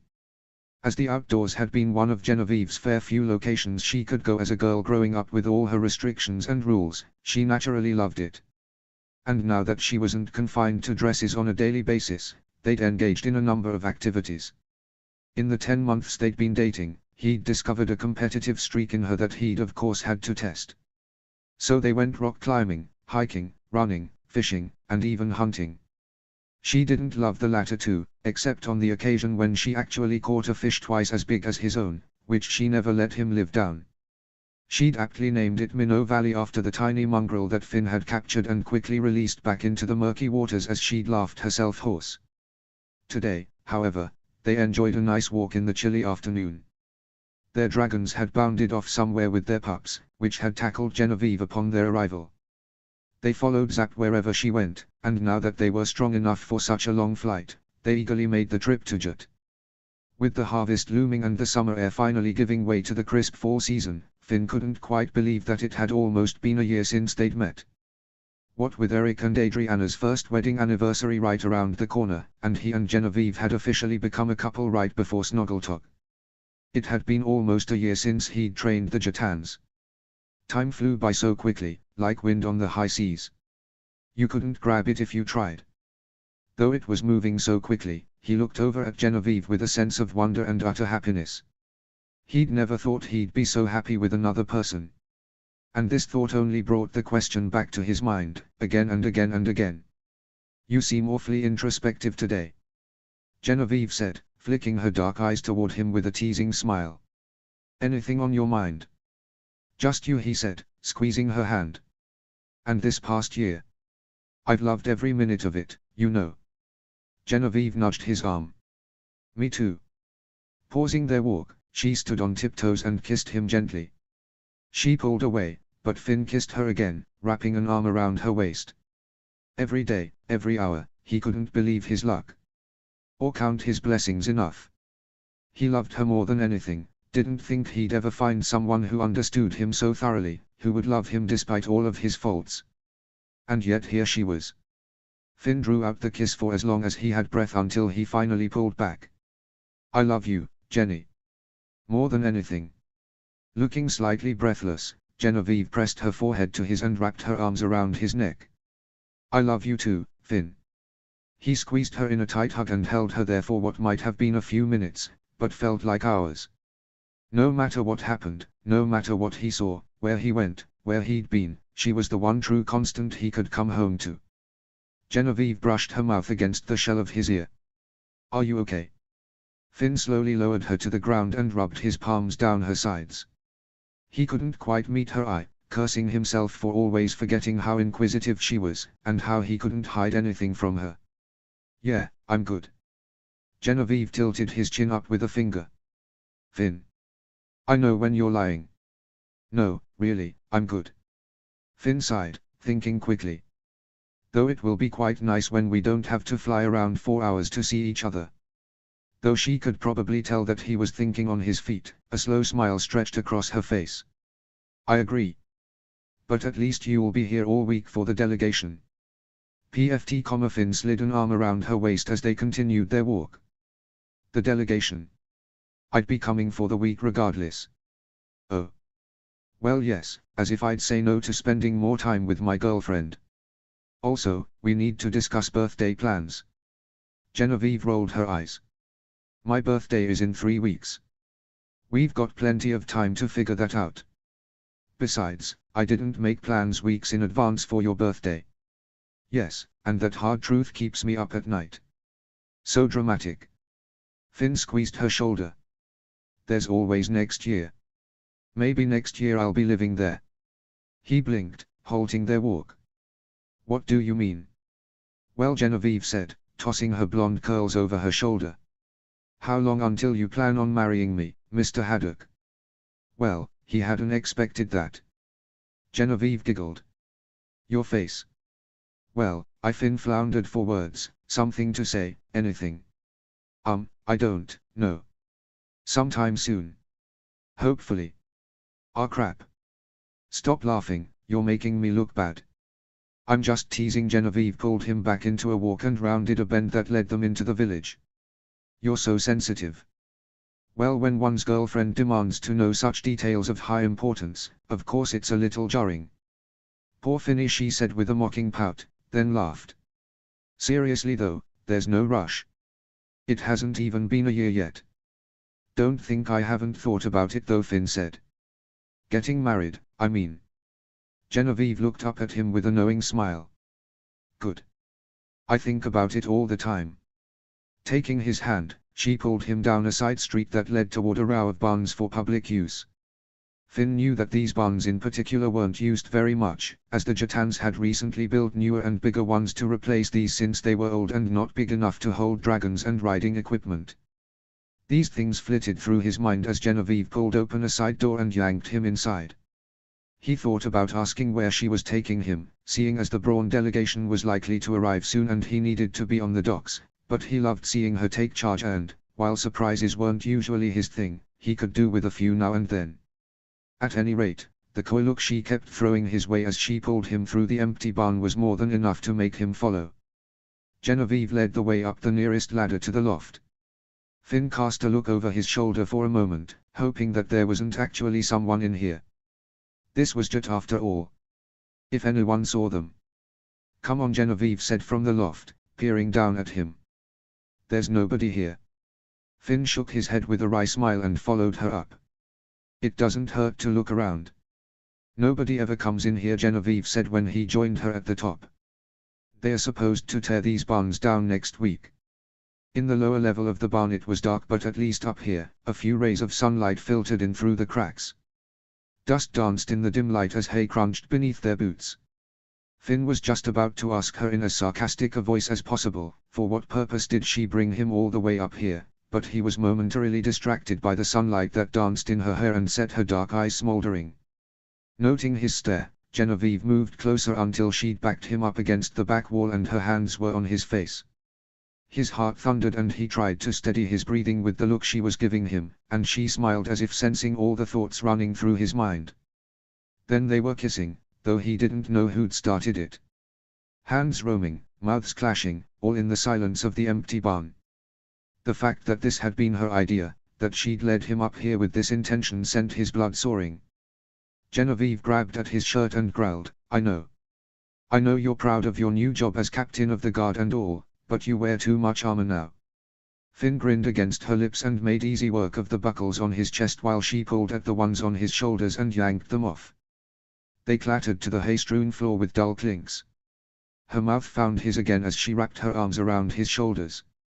He wrapped his hands around her thighs and hoisted her upwards, and though she squealed in surprise, wrapped her legs around his waist. He spun them around so that her back was against the wall, and together they groaned in the silence, sharing breath. "Finn." Genevieve panted against his mouth, clawing at his shoulders when he sucked at her throat. Gods, the sound of his name on her lips, the feel of her body all over his, it was all enough to undo him completely. The barn door creaked and sunlight filtered in below. They went still and silent as voices filled the room. "Dismantle this one on Tuesday and tear it down," a voice said. "Luckily it's already been purged of all the important things.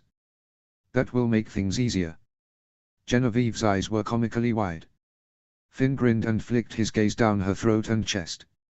She shook her head and made to lower her legs, but he held them firmly around his hips and shook his head. If they moved now, the men would certainly find them.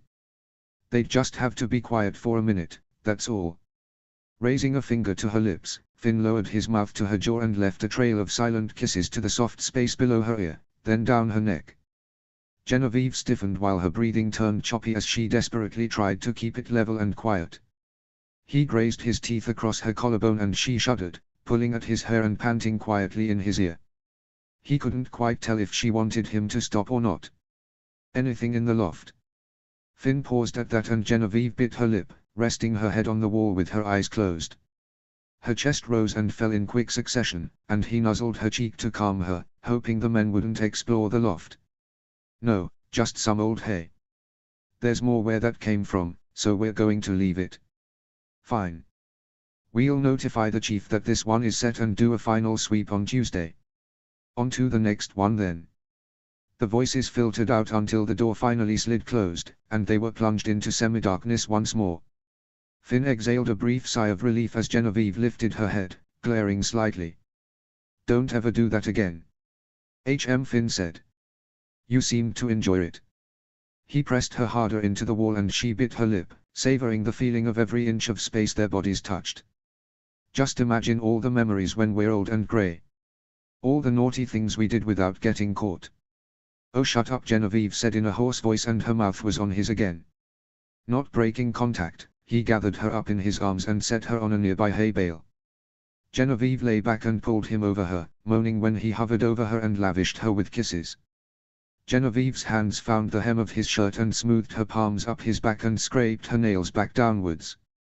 Gods, he wanted her so badly, more than anything. "Jenny." "I know," she whispered, hands coursing through his hair. "I know." Their relationship was so much more than this, on so many levels.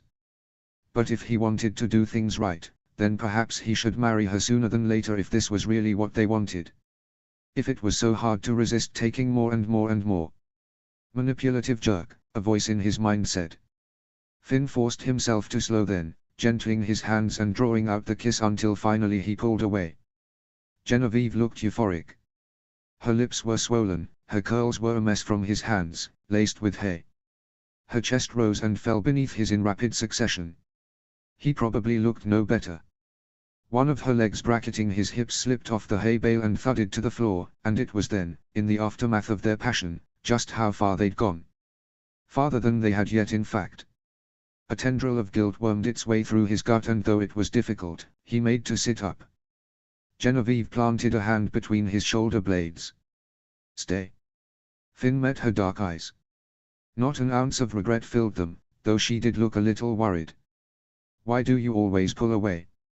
she whispered, tracing a finger across his jaw. "As if you regret all of it." Finn winced. "I don't regret it. I just feel like I want more than I have any right to, and I don't want to take advantage of you." Genevieve closed her eyes and exhaled, as if she needed to remind herself to be patient. "You're not taking advantage of me." Her eyes were firmer now. "If I didn't want this, I would say no. Or I wouldn't kiss you myself. I know. Then why do you always guilt-trip yourself? Finn didn't know what to say. Was it such a hard concept to want to do the right thing? Yes, he loved her, and yes, he wanted to show her just how much. But he'd screwed up before. He didn't want to screw up again. And for the first time he began to wonder if she was becoming frustrated. But frustrated at him, or frustrated that he always stopped. He couldn't tell which it might be, but easily read the rising annoyance in her expression. She patted his back, and though he was still atop her, she sat up. He followed suit, and as she began to pick the hay out of her hair, he wondered at the distance that seemed to have wedged between them in the last minute. "You say you love me," Genevieve said, and his heart jumped into a different sort of fearful beat. Afraid of what she might say next. "And kiss me like you do, but as soon as we kiss for a few minutes, you seem to pull away as if you really don't." "No. That's not it at all." "Then what is it?" Genevieve demanded, crossing her arms and facing him. "The truth. I understand waiting for marriage for intimacy, and I can agree with that, difficult as it is. But if that was the only issue, then you wouldn't pull away from me every time things get more heated." Finn couldn't hide the tremble in his hands and looked away. Anger was rapidly replacing that age-old fear, and he tried his best to shove it down. And besides, he didn't want to talk about the truth of the matter.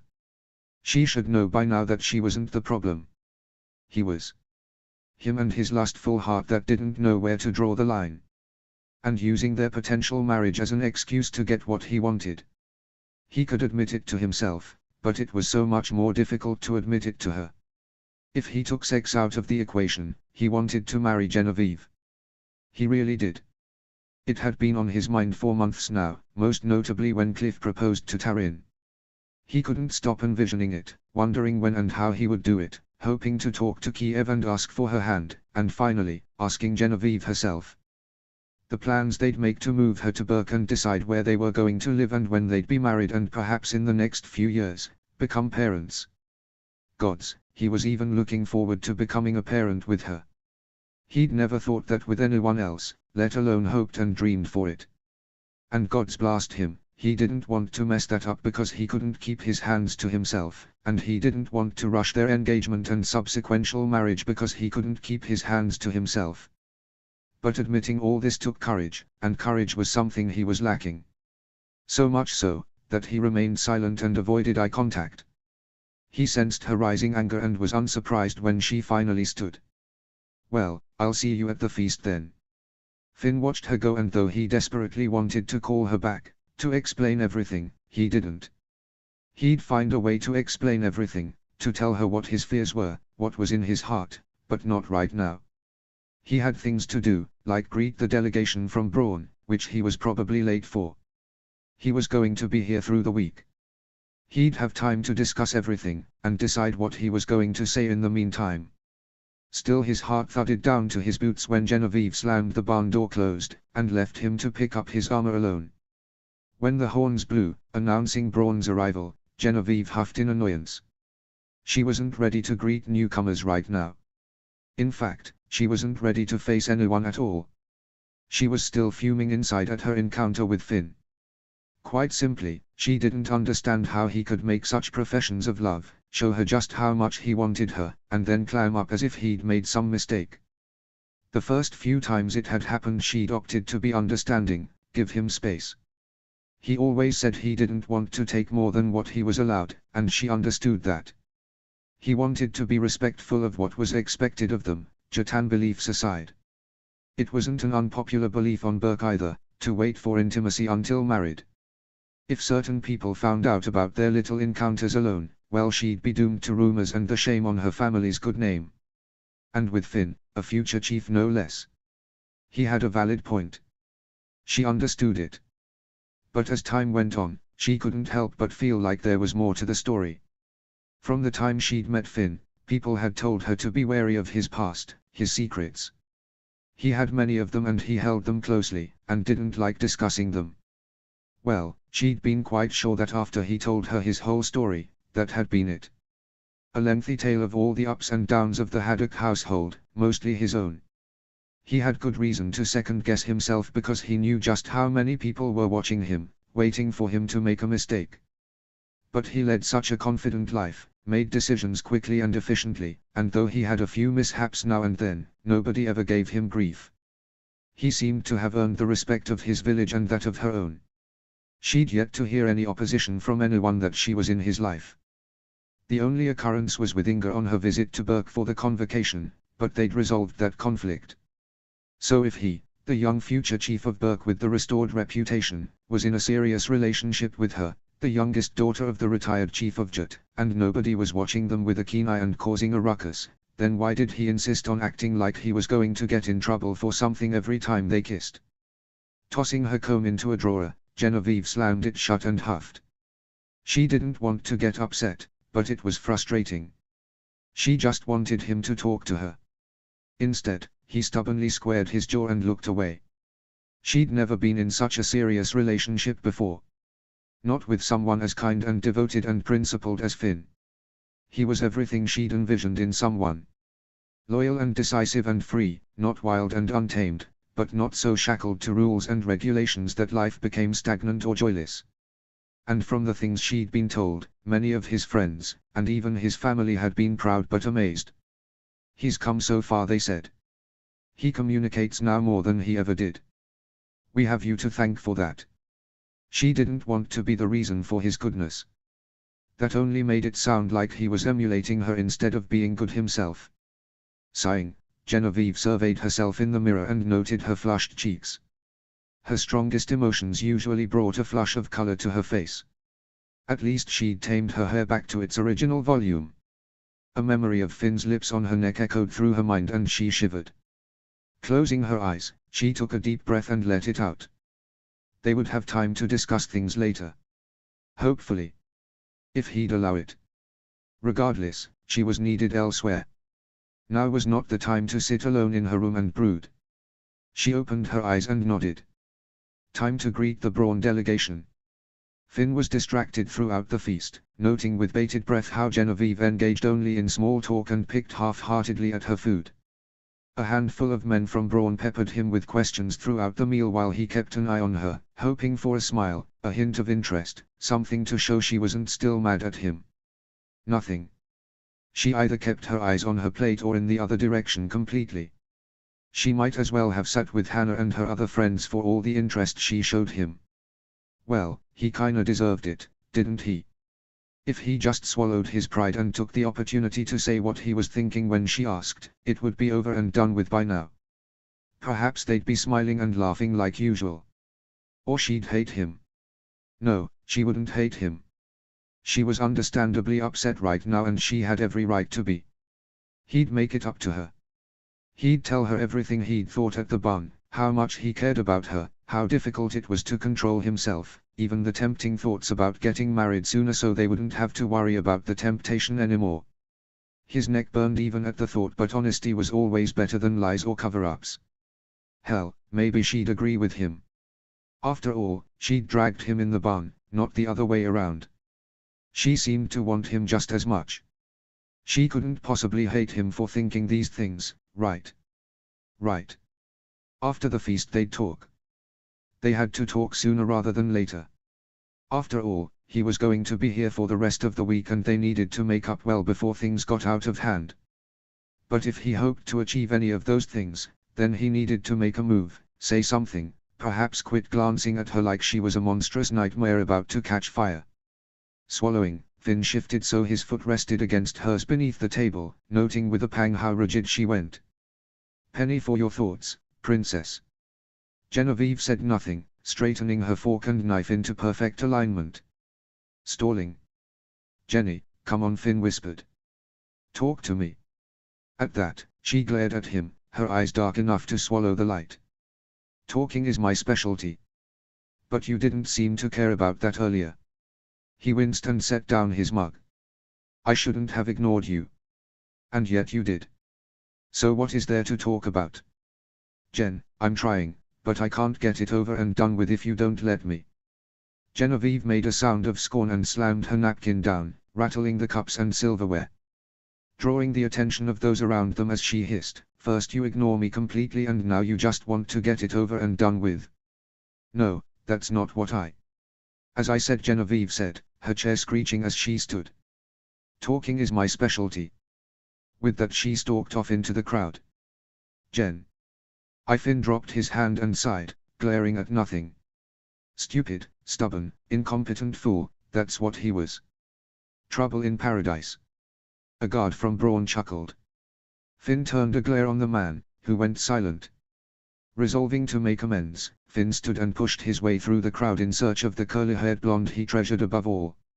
If only him and his stupid stubborn spirit and idiotic mouth didn't get in the way, perhaps he could patch things up.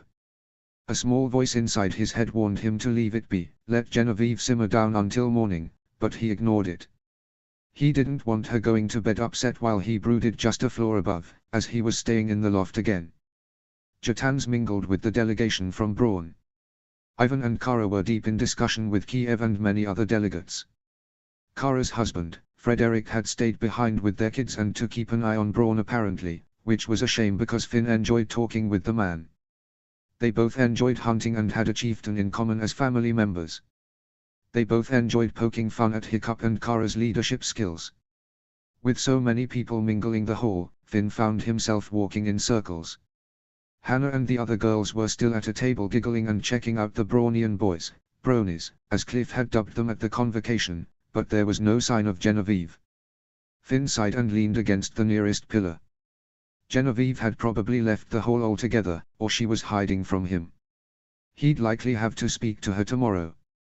He'd just resolved to join Ivan's table to join their debate when a hand landed on his shoulder. He slumped with relief at the soft touch and turned just as an unfamiliar voice said, "Long time no see, stranger." Finn froze at the sight of a long dark braid pulled over a shoulder, brilliant blue eyes, pert nose and supple lips stretched in a small smile. Even after 4 years, she was still beautiful, and she was still the face of his nightmares. Rain. Genevieve knew she was overreacting. Pitching a fit, especially in public, wasn't usually something she did, but as the night had worn on, filled with endless debates and all manners of esoteric chatter by the Brawn guards, and Finn shooting her nervous glances every 2 minutes, her patience had worn thin. She just wanted a moment to herself without him gaping at her. As she'd stepped outside in the chill night air, she'd taken a few deep breaths until the cold air burned her sinuses. Finn was right, he couldn't very well explain himself if she didn't give him a chance. Well, another chance. She didn't get upset with him often. Maybe that was why he'd climbed up earlier, because he'd noticed it. Well, whatever the case, it didn't explain his hot and cold responses. If she wanted him to tell her, then she maybe needed to be patient one more time so that he could speak his mind. As much as it annoyed her to do so, it was necessary. But perhaps not tonight. She'd find him, ask if they could talk about it tomorrow morning over breakfast, and carry on with their evening. He'd have ample time to get his thoughts in order, as he was prone to do with deep discussions now and then, and everything would be fine. Nodding to herself, Genevieve spun around and marched back into the hall. It was hot with all the people and dragons inside, such a different contrast from the chilly wind outside. She pushed her way through the crowds in search of her boyfriend. And drew up short when she found him lounging against a pillar, staring open-mouthed at a dark-haired beauty that she'd never seen before, who put her arms around Finn in a hug. Rain. Finn stammered as she stepped back, blinking and shaking his head slightly to clear it.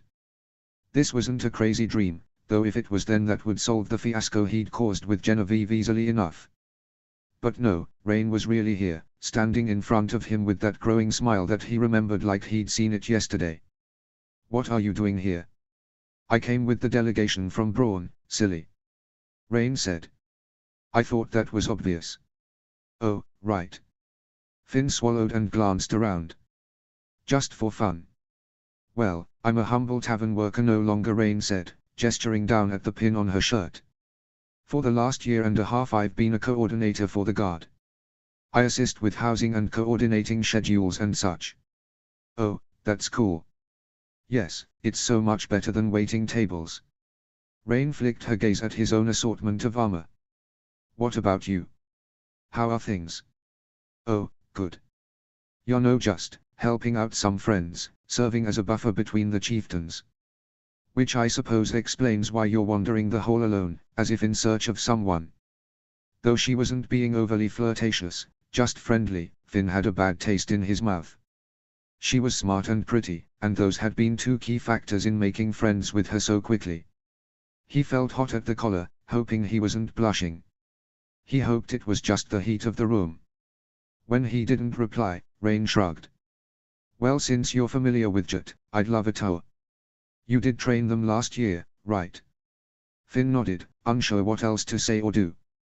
He couldn't just walk away, not without being extremely rude. He didn't want to be rude, but gods, he was not prepared for this at all. Great. Well, if you're free tomorrow. You'll find his schedule is booked, actually. Genevieve appeared at his side and took his hand in both of her own, and though his heart should have lifted with relief, it plummeted with dread. If she'd looked upset before, she looked calculating now. Trying to work out who this girl was and why they were on familiar terms. Oh gods. At least she'd staked her claim on him, made it obvious. That was something, right? Then his heart sunk again, knowing Rain's past. She might not care that he was taken. Rain recovered quickly. Of course it is. He's a popular one. She stuck out her hand. Rain. Genevieve, his girlfriend, said, perhaps a bit dryly, and shook her hand. She flicked her dark eyes up to him and he tried for a smile, but feared it came out more like a grimace. So how do you know each other? Finn tried not to fidget. We met on Brawn a while back. Rain merely shrugged. Yes, just old friends. I see, Genevieve said, flicking her eyes between them. Gods, he was so screwed. I see in Genevieve's book meant wheels were turning, but she needed more information. And when she needed more information, she asked more questions until she got the answers she wanted. How long have you been together?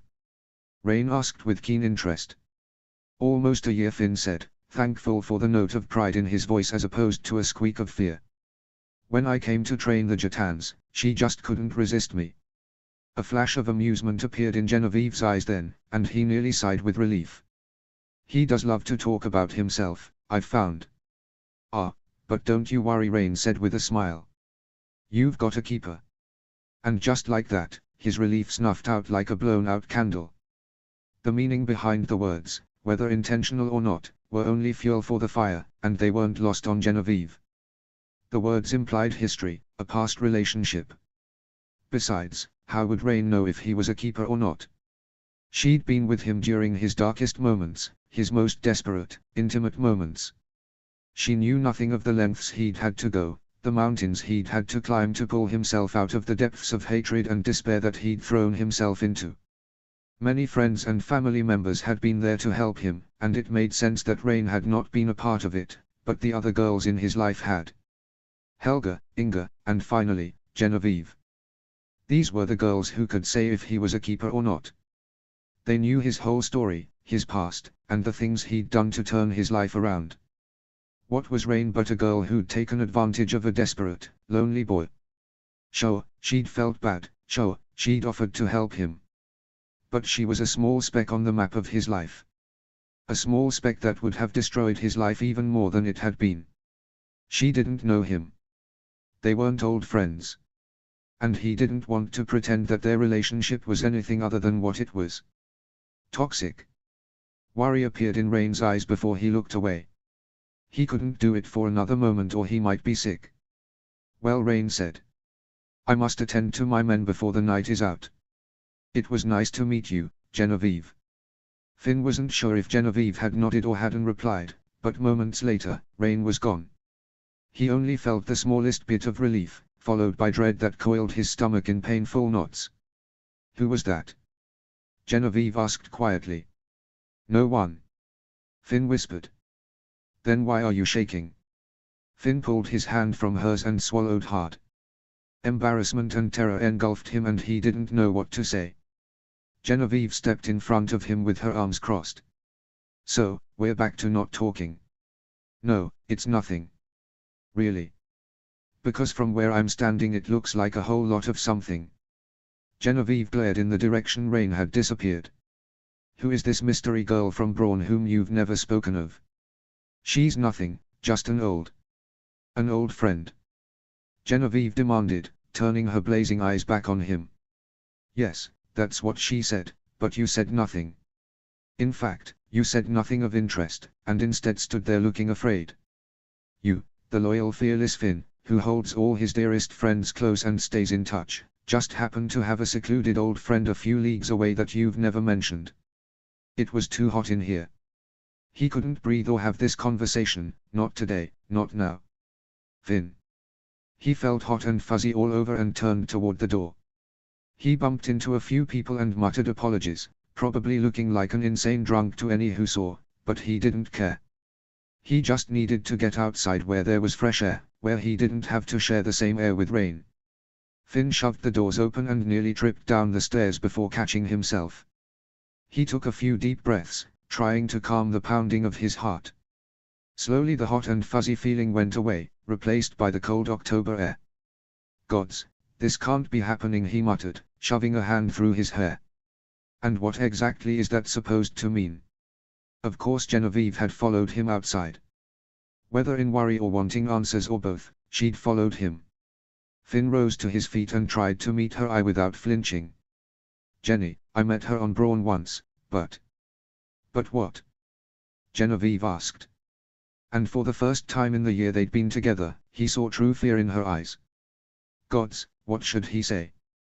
What could he say? But what? Genevieve demanded.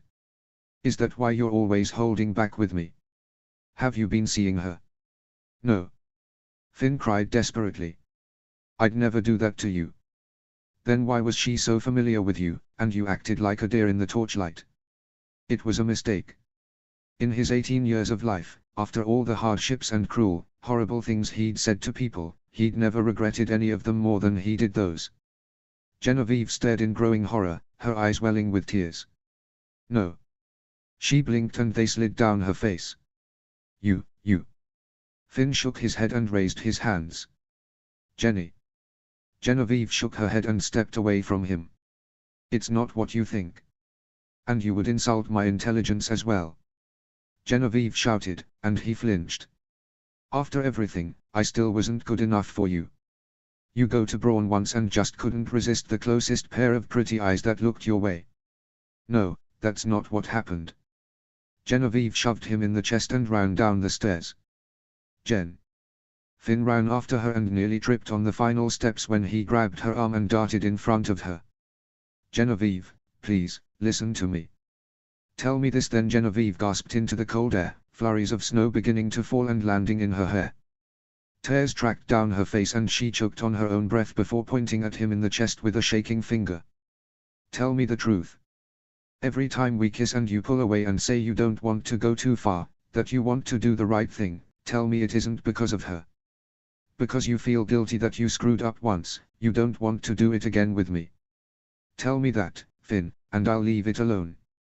Her words hit him like punches to the gut. He stared into the still beautiful but broken-hearted face that he loved so dearly and fought for words. She wanted the truth and the answer to her question, but how could he do either without making things worse? Finn. Genevieve pleaded. Though his heart caved and his eyes burned, Finn found himself shaking his head. I can't tell you that. Genevieve's expression turned colder than the wind coming off the sea. She stepped out of his reach and straightened her spine. Then you can keep your empty promises, fearless Finn. He watched in confusion, not quite grasping what was happening as she reached beneath her shirt and pulled out a leather cord necklace, and pulled it off. His Fortis necklace flashed in the torchlight and swung in the wind as she held it out. Finn's heart launched into a gallop and he gasped for breath. Jenny, please. Take it, Genevieve said, her voice shaking. I don't have time for cheaters. Finn shook his head, his voice breaking. I didn't cheat on you. A sharp sensation shot across the side of his face and he staggered back. Touching his flaming cheek, he watched as Genevieve clenched her stinging palm and dropped the Fortis necklace on the ground at his feet. Or liars, for that matter, Genevieve said in a whisper. It's over, Finn. Go home. And without another word, she began a steady walk down the street. Walking away from him. No, Finn shook his head, not comprehending what had just happened. He slowly stared down at his necklace lying at his feet. The cord snapped. He stooped and picked it up with a shaking hand and stared at it. Fortis, meaning strong. He wasn't strong. He was a fool. Her words echoed in his mind again and again and again, and he dropped onto the bottom step, not feeling the cold or the wind or the snowflakes as his world crumbled around him. As she walked away, Genevieve clutched a hand to her stomach to rein in the sobs threatening to undo her. She forced herself to take one steady step after another, one after another until the light of the hall disappeared behind her and eventually her house came into view. She went up the porch steps, her cheeks wet with tears, but she kept her sniffles to a minimum in case there was anyone home. She closed the door behind her, taking the stairs to her room by memory alone as the sobs in her chest threatened to undo her. She closed her bedroom door and locked it. One look around her room and she found dozens of things around her room that reminded her of Finn. Seashells they'd found on the beach, fossils in the mountains of Burke, a jar of Max and Zapp's scales they'd collected, a jar of date ideas they'd collected, the box of love notes beneath her bed. Genevieve slumped to the floor, clutching her chest as the sobs finally forced their way out. Great, painful heaves that she'd never heard from her own throat before. And it was no surprise. She'd never felt betrayal like this. Never. When had he met this girl, Rain? Had it taken much effort on her part to woo him? And it only made sense that he'd never mentioned Rain in his grand story of life horrors that he kept closely guarded from all others, save those whom he trusted most. Clearly he hadn't met Rain yet. And Finn was an avid traveler, an adventure seeker. He loved Burke and had no plans to leave it long term, but he enjoyed traveling from place to place. Lately he'd brought her more trinkets from his adventures with Zapp, though he never specified where they'd gone or who they'd seen. He'd been late for dates, late for meetings with her brother on more than one occasion. Clearly he'd been going to Braun all this time. It had been at least a few months since he'd been traveling more, so that had to fill in the missing pieces. With a shaking hand, Genevieve pulled a blanket off the hope chest at the end of her bed and smothered her face in it. She wanted to throw the hope chest with all its contents out now. It wasn't as if she'd been saving things for her future, a future that she'd hoped to spend with Finn, the heir to Burke. It wasn't as though her mother had been grooming her to be a future chieftain's wife. Because that's what the swapping of betrothal gifts meant after all. He must not have taken it as seriously as they had. And why would he? He was a Burkean. They weren't traditional in the least. Well, the fault wasn't entirely his own. It was also hers. She'd fallen in love with him so quickly and trusted him so easily. She should have considered what might happen with someone so popular and wonderful. And after every promise, at the end of the day, she wasn't good enough. Genevieve slowly got to her feet and collapsed onto her bed. Slumping onto her side, tears continued to cascade across her face as she tried to forget everything. But how could she? Fearless Finn had changed her life so quickly, so thoroughly that she didn't think she'd ever recover. Finn barely noticed as people exited the hall. He could barely feel the cold biting into his skin, but inside he felt numb, lost. A rudderless ship. The Fortis necklace dangled from his hand, forgotten. A small hand touched his shoulder, warming the skin beneath his shirt. Finn. His neck cricked as he looked up at Rain and stood. Why are you here? Well, I saw you and Genevieve leave in such a hurry earlier and when you didn't return. No, Finn closed his eyes. Why are you here? Rain bit her lips. Chief Kara needed me to come. Visiting guards always use the extra barracks, Finn said, a note of emotion returning to his voice. There's no need to coordinate that. So I'll ask you again, why are you here? Rain raised her hands in supplication. I heard that you'd be here. And she said in a small but not weak voice. I wanted to see you. Finn frowned. It's been 4 years, Rain said. I've always wondered what happened to you. I never heard of a funeral on Burke for the lost heir, so I knew you weren't dead. Rain. But 4 years is a long time, and when I heard you would be here, I wanted to see you myself. I couldn't visit Burke for the convocation because I was in charge of the remaining guards watching Braun, so when I saw an opening on the ship to Jut, I took it. Finn shook his head. You really know the worst time to walk into someone's life, don't you? Rain frowned. I meant nothing by it. Yeah. Tell that to my girlfriend. Finn's heart shuddered and he looked away. She has nothing to fear from me. Yeah, well, as I said, tell her that. Finn said, his fingers trembling as he tied a new knot on the necklace and pulled it around his neck. Well, she must not have that much confidence if it's shattered so easily. A spike of anger flashed through him. And yet here you stand, totally unaware of how much of my life has been screwed up because of this. He gestured between them. Rain's brows twitched together. What do you mean? Years of bitter thoughts and locked away emotions and insecurities came flooding out of his mouth before he could stop them. Do you have an ounce of regret for what happened between us? I was young and stupid and not in any way ready for what you offered, what you encouraged. If you'd been a simple girl offering nothing but friendship, then it would have been harmless. But it wasn't. I spent the next 3 years rebuilding everything in my life to make up for my mistakes, to my family, to my village, but the one thing that I couldn't seem to fix was how disgusted I was with myself for what we did. Rain flinched and took a step back. Then I met Genevieve. She was the first girl I'd ever met who was kind and special and everything good about this crappy world we live in. Finn fought against the burning in his eyes. And I began to hope that maybe I was good enough. Maybe I was good enough for the sweet girl who loved art and music and adventure. Maybe if I tried hard enough, I could be good for her. He nodded, shameless of the tears that streaked his face now. And then you walked in, right on time, right as we were trying to figure things out.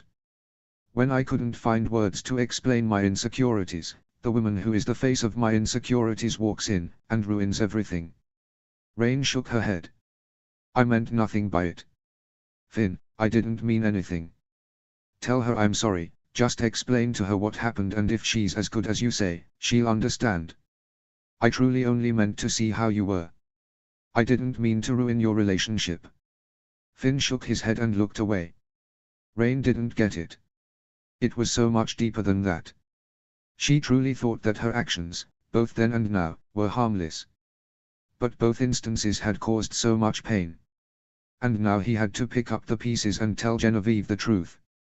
All of it, if that's what it took to fix their relationship. He'd get on his hands and knees and beg for a chance. Sniffing, he looked at Rain. Do me a favor. Rain nodded. Anything. The next time you get the urge to walk into my life, Finn said. Don't. Then he turned and sprinted into the darkness, leaving Rain and everything she represented behind. He had to talk to Genevieve, he had to fix this. If he didn't. He ran faster. Footsteps preceded the sound of the front door being thrown open. Her parents cried out in surprise and she heard him shout an apology before he was charging up the stairs.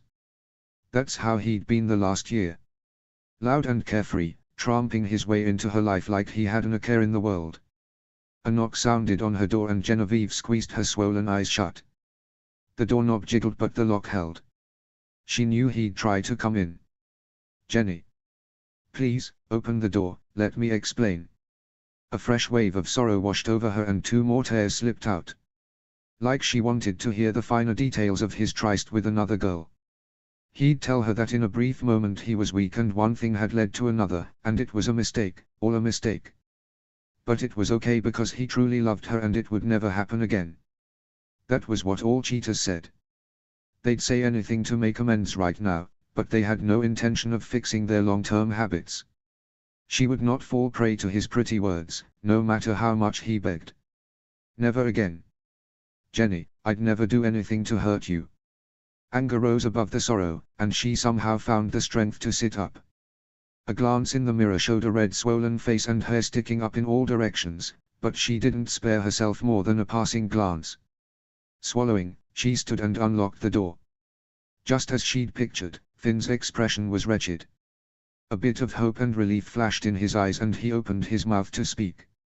She raised a hand, and he closed it. Waiting for her to speak. Except she had no intention of speaking.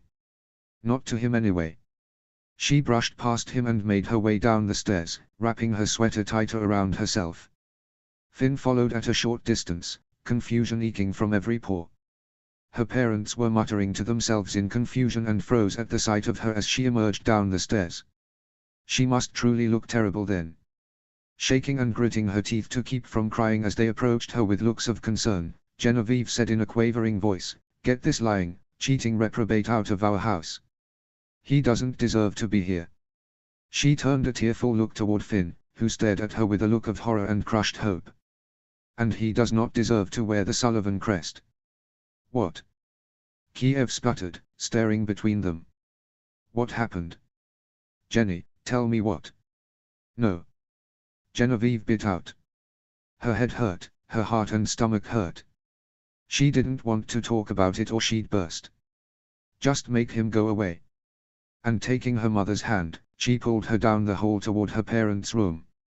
Away from her father and Finn, who descended the stairs with a desperate look. Genevieve didn't look at him. She couldn't or she'd shatter. Molly straightened beside her and ushered her down the hall, away from Finn. Her mother didn't know the story, but she knew she could rely on her mother's support right now. If she looked so upset, then it truly must be for a good reason. So Genevieve planned to stay in her parents' room until Finn was gone, until her father assured her he was gone. And only then would she be able to pick up the pieces of her broken heart. The door closed gently behind Molly at the end of the hall, and Finn turned to the only person left who could fix this. "Kiev, I can explain." Kiev held up a hand. "I think it might be best if we honor Genevieve's wishes." Finn tried to swallow the desperation rising in his chest. "Please, she doesn't understand what happened." Anger flashed in Kiev's eyes. "In all the years I've had my baby girl in my care, I've never seen her look like that. I want to hear her story, and I will honor her wishes." He exhaled slowly through his nose. "I will advise Ivan that we won't need your services for the meetings tomorrow. Go home, get some rest. I will be in contact with you shortly."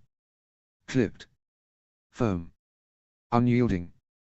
It was exactly what Finn would have done if he'd had a daughter who was in distress. Even if Rain hadn't shown up, wasn't this exactly what he'd feared all this time? They didn't want to hear his excuses.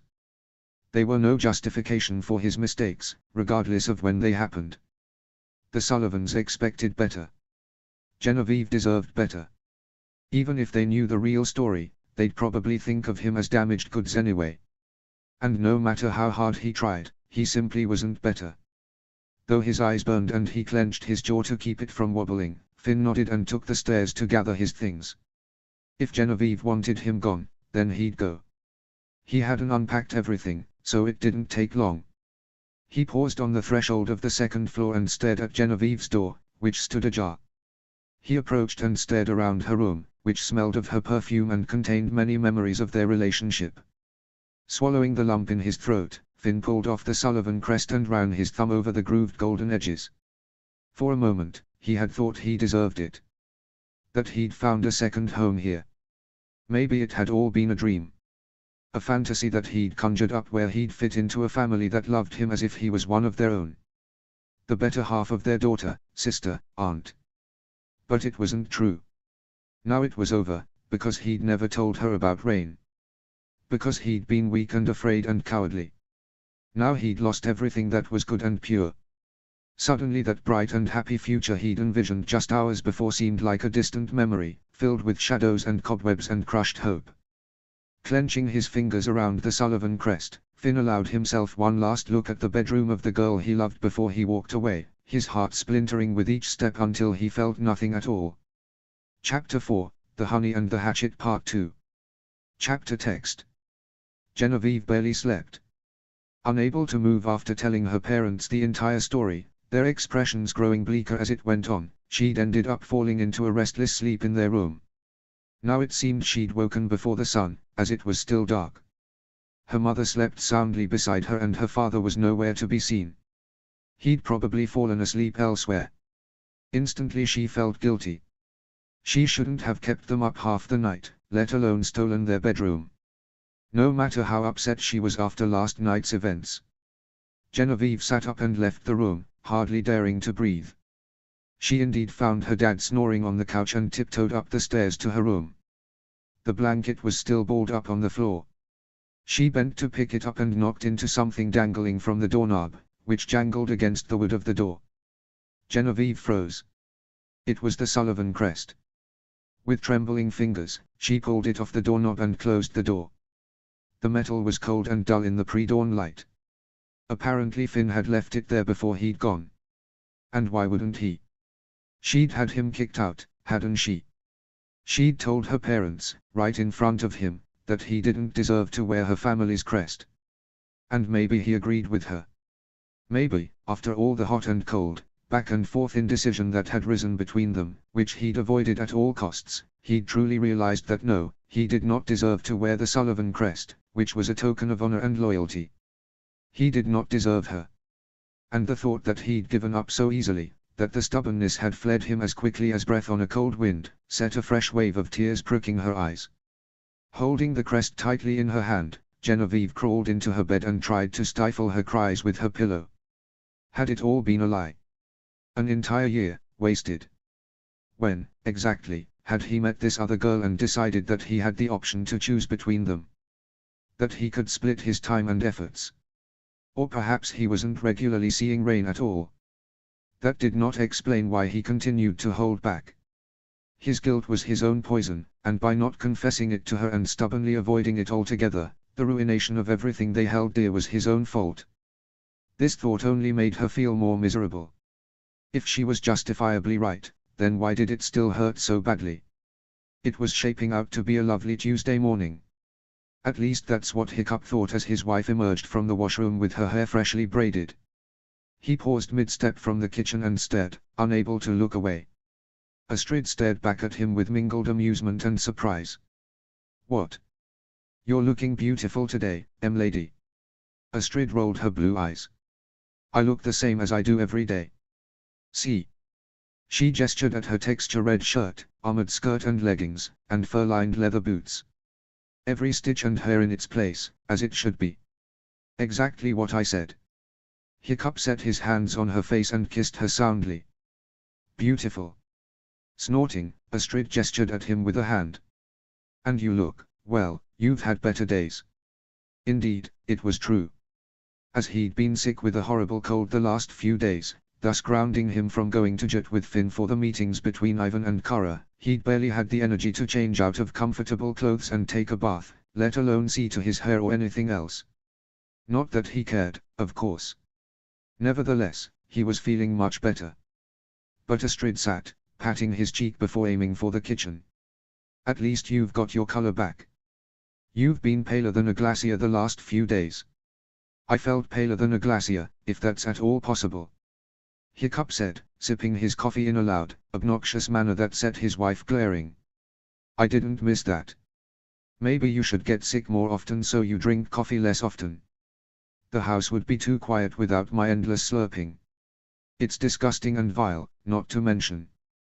The door opened, allowing in a gust of cold October wind and to their surprise, their son. "Finn," Hiccup said. "I thought you were on jet." Finn didn't reply. It almost seemed like he hadn't heard as he toed off his boots and adjusted the bag on his shoulder as he made his way toward the stairs. Astrid beat him there and raised a hand. "Hey, what's wrong? I thought you were going to be gone all week." A mother's intuition was a brilliant thing, but perhaps it was obvious that something was wrong. Finn's expression was rather blank, his skin so pale so that the freckles stood out. His voice was low and dull as he replied, "They didn't want me."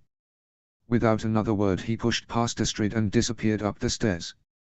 The sound of the door closing reached Hiccup's ears as he gauged Astrid's expression. "Strange," Astrid said, rejoining him in the kitchen.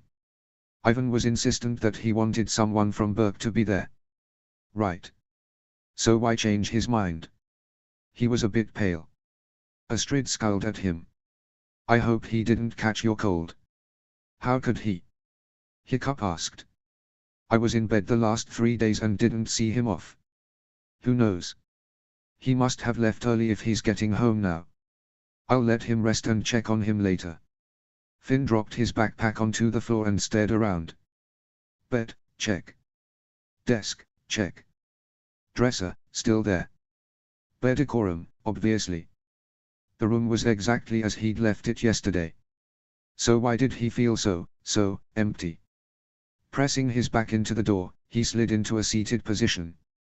He was tired and cold, but he could barely feel it. Nothing felt right. He didn't know what to think or feel or do anymore.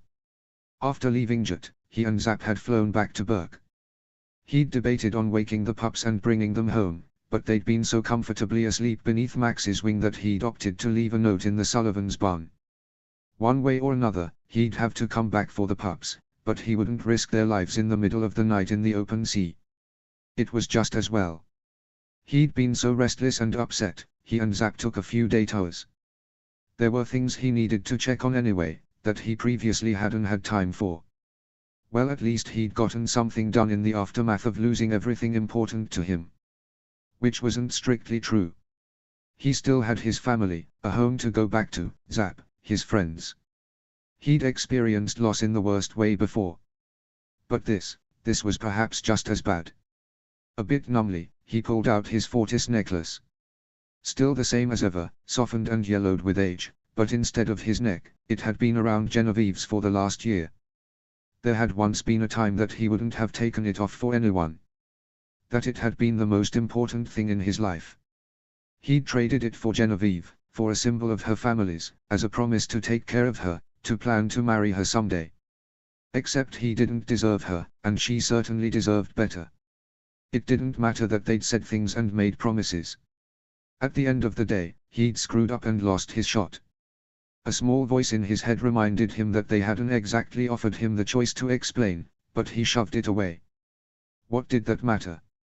He'd still screwed up 3 years ago. His guilt and fear of what had happened with Rain had made him obsessed with doing things right, with trying to be good enough, and for what? It didn't matter in the end. He'd still lost Genevieve forever. Now Genevieve hated him and she'd never speak to him again. He'd never again get to hold her hand or twist one of those yellow curls around his finger. He'd never see her dazzling smile again or hear her laugh or watch her puzzle out some new flight maneuver. No, he'd taught her everything he knew. From now on, she'd soar, and she didn't need him. She'd go places, maybe travel the world, and probably meet a stand-up guy in some faraway land and start over, and she'd get everything she ever wanted. Maybe in some distant future she would look back on this past year with some fondness, a bit of nostalgia, for what might have been. It was the best Finn could hope for. He didn't know where he'd be in that distant future. Right now, he couldn't think past the empty shell that had become his life. Everything was as it had been before he'd ever set eyes on her. Everything in its place, everything handled and taken care of. No woes and worries. How in the world was he supposed to go back to how things had been before he'd met a girl with the sun in her hair and stars in her eyes? Laughter echoed throughout the hall as Burkians gathered for dinner, speculating about the coming cold season and the harvest numbers, and debating all sorts of topics that were intriguing to the average person. Finn felt like he was in the middle of a beehive. Buzzing and endless energy and humming ensued all around him, but he felt nothing. Maybe he was dead. 3 days after Genevieve had dumped him, and he hadn't heard a word. Nothing from Kiev or Molly, let alone Genevieve herself. He was quite sure that he'd never see another letter from her again. The pain of the thought rose in his chest until he clamped it down, recognized it for what it was, and pushed it away.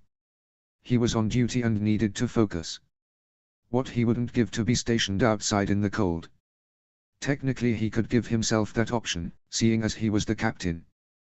But he'd stationed more than enough men and women outside to watch the horizon, the harbor, the perimeter of the village, and the outskirts.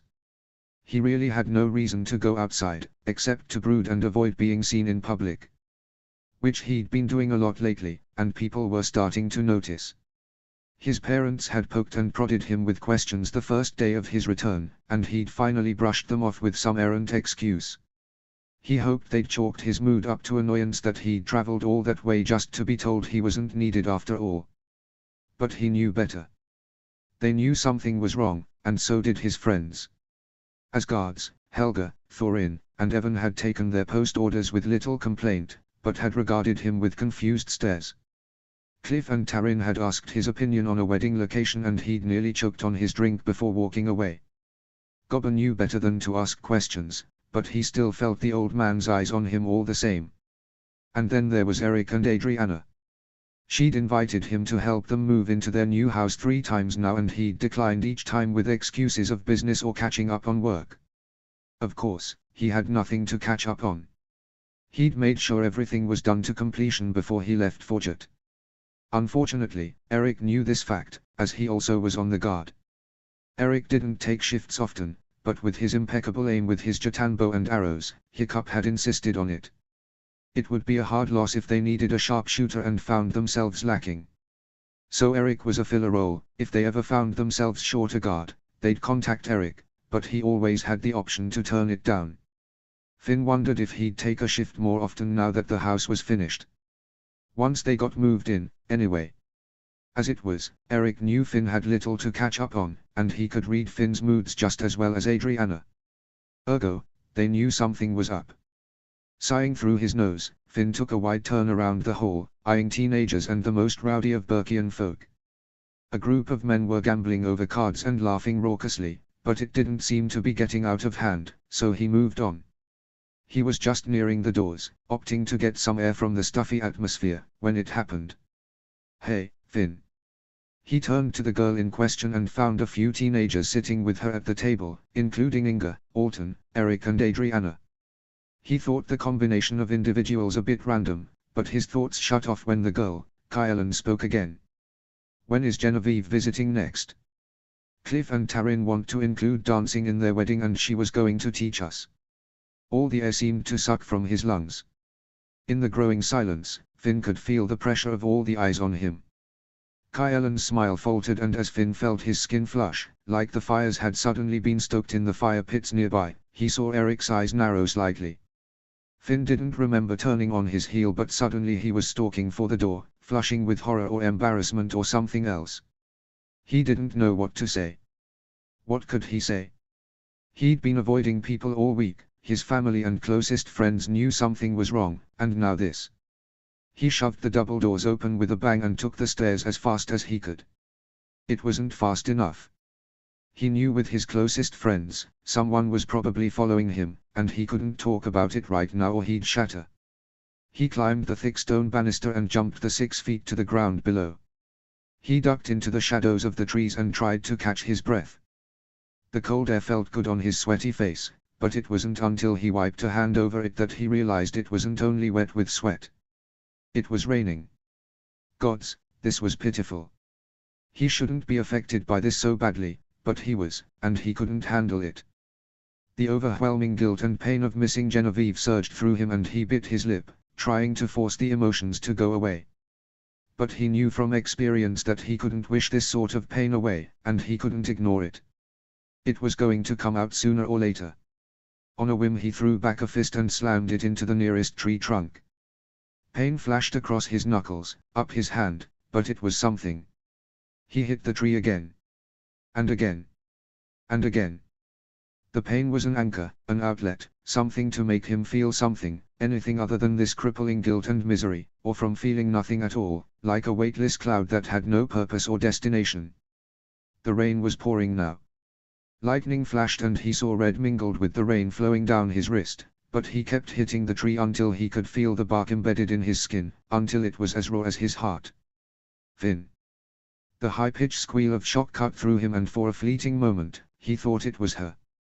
But when the lightning flashed again, an echo to the thunder, all he saw was a small frame with wide blue eyes and dark, wet hair. Inga. What are you doing? Finn panted through the pain. What does it look like? Inga stepped closer, wet leaves crunching beneath her boots. It looks like you're adding more wounds to those already scarred hands. Finn choked on a sardonic laugh. Yeah. She peered up into his face, expression guarded. What's wrong? His heart squeezed inside his chest. Nothing. Honestly, Finn, you're the worst liar. He couldn't say it. He couldn't. Because if he did, he'd lose it completely, and the small shred of pride he had left wouldn't allow it. He refused to be reduced to that sort of emotion in front of Inga. Sensing these thoughts, Inga grabbed him by the lapels, her blue eyes stony. Stop that. You're trying to throw those walls back up, I can see it. Just tell me. Finn pried her hands from his shirt. Stop. It doesn't matter. Actually it does. I don't want to talk about it, alright. The words erupted from him before he could help it. He scrubbed at his face. Just, stop. He sounded pitiful to his own ears. Inga's voice was gentle. Did you and Jen have a fight? Resigned, Finn shoved his wet hair back and avoided her concerned eyes. Something like that. She wanted to ask more questions. He could tell by the slight pinch in her brow, but she merely nodded at his hand. Well, if you're not going to tell me what happened, at least let me patch that up. Fine, Finn said. But on one condition. No more questions. Inga rolled her eyes as she stalked through the trees back toward the village. Your stubbornness will be the death of you one day. A pang of hurt flashed through him, not at the words directed at him, but by just how right she was. Ignoring the throbbing in his hand, he trudged through the trees after Inga and left the rain and blood-covered tree behind. Have you noticed how weird Finn's been acting lately? Adriana asked. Eric blew a raspberry through his lips, giving the spoon he held an animated sound that made Darren grin in his seat. Their son accepted the pured mixture of oatmeal and smashed berries with gusto before Eric flicked his eyes toward her.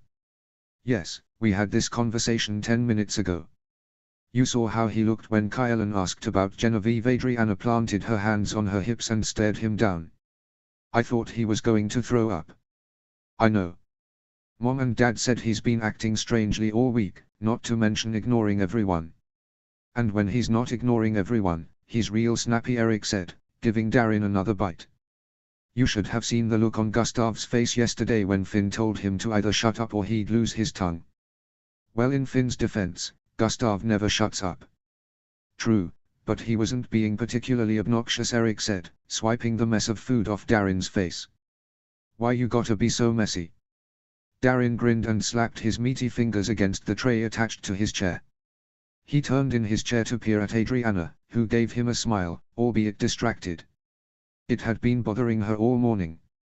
Her brother was prone to mood swings. This she knew better than anyone. She'd learned over the years that usually when Finn got in one of his fouler moods to just leave him alone to brood or sort himself out, and he'd come around at some point. Except for times like this, when he tried to cut ties with everyone by sheer willpower alone in order to avoid the problem. Whatever that was. It's something to do with Genevieve, Adriana reasoned. The way he froze last night. Something happened. Well, go and ask him. Easier said than done. If anyone can get him to talk, it's you. Adriana wasn't so sure. Still, there was no harm in trying, and standing in her own house mulling it over wasn't going to fix it. Nodding, she plopped into the nearest chair and pulled her boots on. All right, I'm going to go look for him. Oh no, don't do that. If Eric's words hadn't been preceded by the sound of Darren spitting noisily, she might have been confused. Adriana looked over her shoulder in time to see gobs of oatmeal drool flying in all directions. Eric leaned away with a grimace. Why you so nasty? Adriana asked. Darren smiled, showing off two perfect teeth that she absolutely loved. Nasty but cute, Eric commented, then winced. No, wait, you just had a, he sighed. Bath. Now that Darren had properly smeared oatmeal and berries into his blonde hair, he looked quite the perfect picture. The look on Eric's face was truly priceless. Maybe next time give him a bath after breakfast. Adriana kissed the top of Eric's head and then did the same for Darren. Noted. Eric turned in his chair as she grabbed the door. We'll be moving furniture over there at noon, so I'll be back before then. Adriana promised. Love you, babe.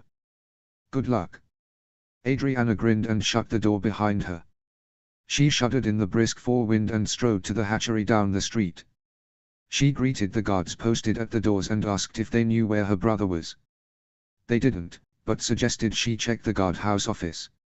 Within minutes she'd strode into Lily's pen and offered her both fish and scratches under the chin before they were saddled and in the air. Breathing the cold air deep into her lungs, Adriana sighed. Leaning against Lily's horns, she peered down into her dragon's yellow eyes.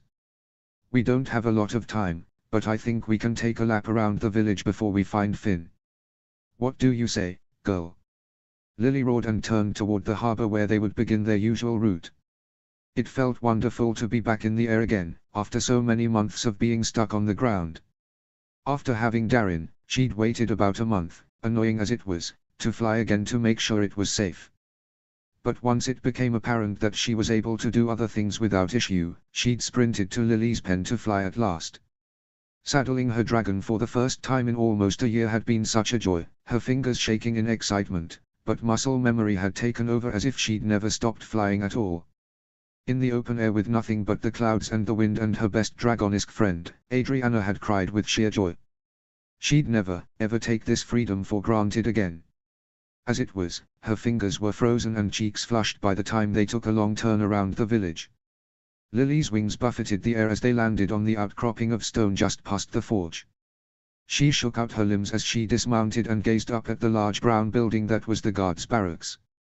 A place for both lodging and training of the Burkian guards, Adriana had only been inside on a handful of occasions. Mainly Finn's pinning ceremony when he became captain and when Eric became an official guard. Now she paused on the threshold and wondered which direction the captain's quarters were located. Now that she thought about it, she had no idea where it was. "Hi, Anna." Adriana turned to see Helga striding down the hall, her bandolier of knives glinting in the morning sun across her chest. "Hi there. Have you seen Finn? I need to talk to him." Helga crossed her arms. "Yes, I saw him this morning. The idiot. What did he do now?" "Pulled an all-nighter." "What?" Adriana asked. "Why? He's got plenty of you on rotation, right?" "Yup. Apparently he's made it his mission to put himself in an early grave. Thorin and I told him off this morning because, captain or no, he doesn't need to be pulling all-nighters when we're perfectly capable. But to be honest, I don't think he heard half of what we said." Adriana filed that information away for later. "Where is he now?" "No idea. He'd better be at home sleeping, but I wouldn't waste your time going there." Helga shrugged. "He's probably around here somewhere. His office is on the top floor, furthest door on the right if you want to check." "Thanks. I'll do that." Adriana started up the stairs, then paused. "Hey, would you say that he's been acting weird?" Helga snorted, her hand on the doorknob. "One can never tell with you haddocks." Adriana laughed. "Tush. See you later." As she made her way up the 3 flights of stairs, Adriana decided that she needed to work out her legs more. She wasn't halfway up the 2nd flight before they were burning. Gods, this was ridiculous. Still, it was with no small sigh of relief when she reached the top floor and passed a group of guards laughing as they made their way down, weapons clanking. Adriana approached the broad door on the end and knocked. "Finn." Nothing. Not so much as a whisper of sound. Adriana opened the door and found her brother's office to be in dire straits compared to his usual organization. A large mahogany desk stood in the center, covered in maps with various colored markings that likely only made sense to him, writing utensils, a half-drunk tankard of mead, and books.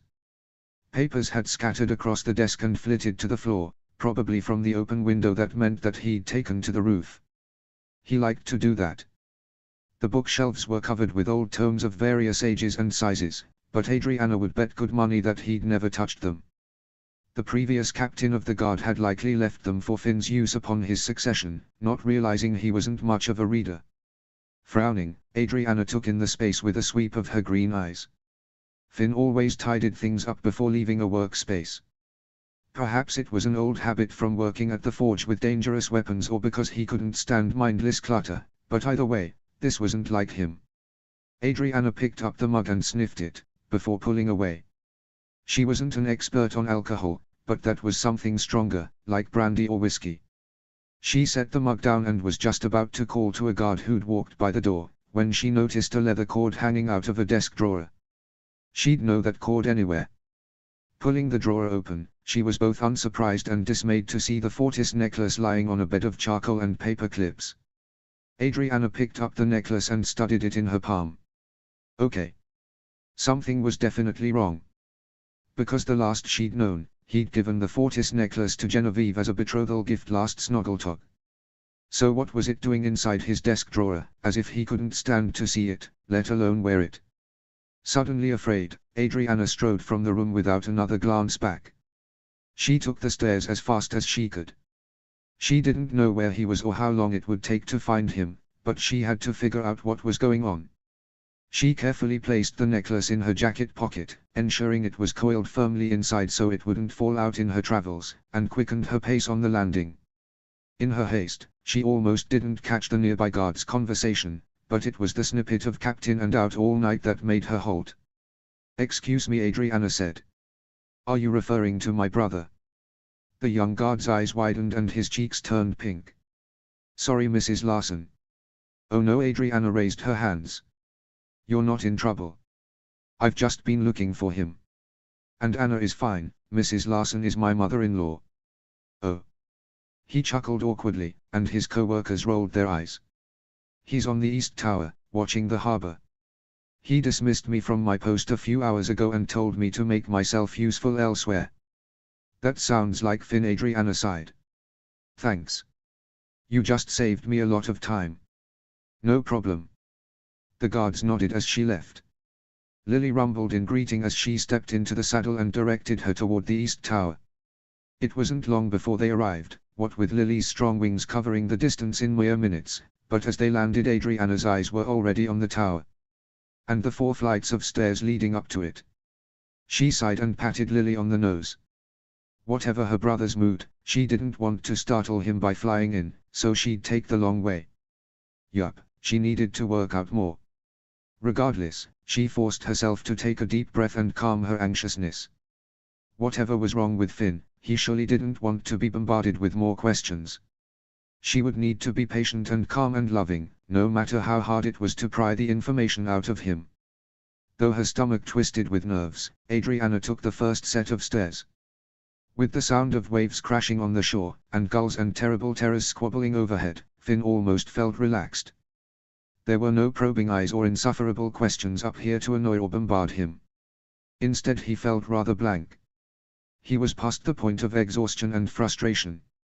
The emotions were still there, simmering under the surface if he acknowledged them, but after the encounter with Inga last night, they had withdrawn to resigned silence. As if he had no more energy left to give. Inga had wordlessly cleaned and bandaged his hand. Her blue eyes had flicked to him every few minutes in question, but as promised, she hadn't asked more questions. As soon as she'd finished and offered her required instruction to keep it cleaned and bandaged, he'd thanked her and left. In retrospect, it felt strange to have gone to the healers and not have a grin on his face when he left from their verbal sparring. Not that it mattered. Inga had never deserved him either, as a friend or potential boyfriend. Nor had Helga. Hell, maybe he and Rain deserved to be together after all. They could toy with people's emotions together for eternity and revel in the pain and suffering they caused. With a stab of loathing, Finn focused on his surroundings one at a time. Anything to pull himself out of this sullen silence and to stop thinking about the women that had made his life both beautiful and torturous in one foul swoop. The knuckles of his right hand pulsed beneath the bandages. A dull pain, self-inflicted, but necessary. For a while it grounded him in the present. The distraction had been all too short-lived. Maybe now he understood why Eric used to cut his wrists.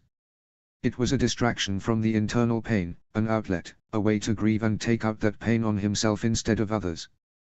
But it was no way to live. It didn't fix the problem. It didn't make the pain go away. If anything, it made the pain and self-loathing worse. An insatiable beast that wouldn't be satisfied by the hate he inflicted on himself for the things he'd done. But wasn't it deserved? Soft footfalls interrupted his dark thoughts. He looked over his shoulder in time to see a familiar form slide into a seat beside him. Adriana's legs joined his over the edge. She hooked her blonde hair around an ear and gave him a wan smile. "Hi." Finn set his eyes on the rocks below and said nothing. There was nothing to say anyway. "You look terrible." He felt terrible. He also had no energy to agree with her. Bluntness suited her. Perhaps Eric was rubbing off on her. "Just how many of these have you had?" Adriana asked, plucking the mug from beside him and sniffing it. She withdrew with a frown. "At least the one on your desk was half empty." Finn exhaled through his nose.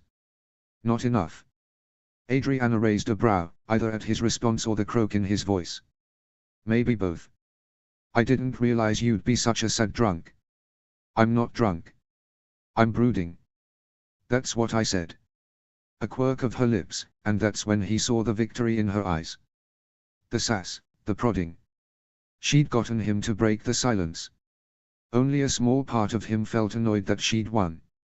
And she'd apparently rummaged through his office. On any normal day he might have been annoyed, just as they'd been at each other's throats for going into the other's room as children. Now he couldn't care less. There were much worse things to be upset over. Adriana's green eyes softened.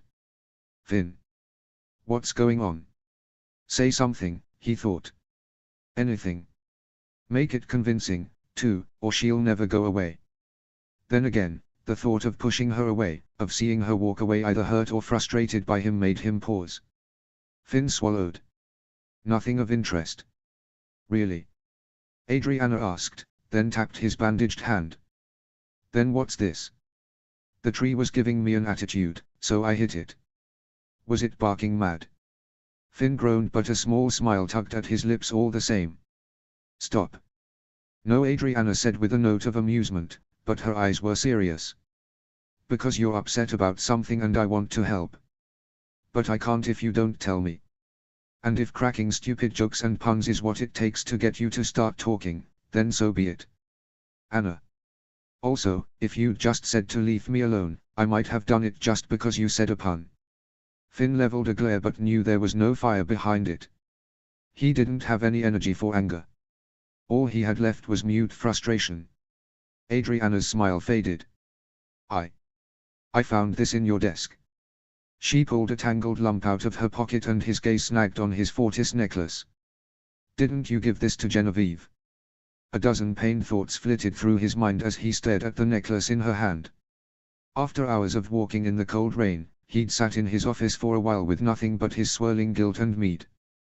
The fermented honey and fruit taste of the mead hadn't been enough, so he'd added the brandy as an afterthought. Probably more than the necessary amount. He barely remembered flinging the necklace into the drawer and slamming it closed before he climbed out the window and whistled for Zap. It was a good thing he wasn't a lightweight or he probably would have broken his neck. Yes, he'd given it to Genevieve. He'd given it to her in the hopes that it would hold the same amount of weight and devotion as the Sullivan crest. But those things didn't matter. They were tangible pieces of jewelry, one fine made from the Jatan forges generations ago, the other made by a simple old man who liked to whittle to pass the time, who thought to make the boy he loved something special to keep close, to cherish, to remember. He'd failed Binnen too. Even after his warnings before death, he'd still thrown it all away. He'd still run away from Burke like a coward. As a boy he'd wanted rain, as a distraction, as a way to feel strong again. He'd been a young, naive fool. He'd never been strong to begin with. And it didn't matter that he'd turned from that lifestyle as quickly as he'd chosen it. It didn't matter that he'd confessed his sins to those he'd hurt and made amends and fixed things with all the willpower and physical strength he could muster. In the end, it didn't matter. Because Genevieve thought the worst of him. Even if she didn't know the whole story, even if she never heard it, it didn't matter. She was disgusted by him. Betrayed. And as much as it pained him, she deserved so much better. Finn. He blinked and realized he was still staring at the necklace. Swallowing, he looked away. Maybe he should tell her. He considered the implications, what would happen. Maybe it was better if Adriana knew. Then, like a coward, he could count on her to tell the family, their friends. It would be hard and their looks of sympathy would be excruciating, but maybe that was better than looking them in the eye and seeing their shock and disappointment himself. And if they asked Adriana why, she would be strong for him. She would tell them it was none of their business and not to ask him. Maybe that was better than him snapping at more people and ruining more friendships. Adriana seemed to be holding her breath, as if she could see him coming to a decision. How she could do that, just like their dad, he'd never know. Finn took a deep breath. Do you remember when I left Burke? After Eric's accident? Though her brow pinched, Adriana nodded. And do you remember what happened on Braun? With Rain? Adriana nodded again. I went to Jet the other day for the meetings with Braun. Jen.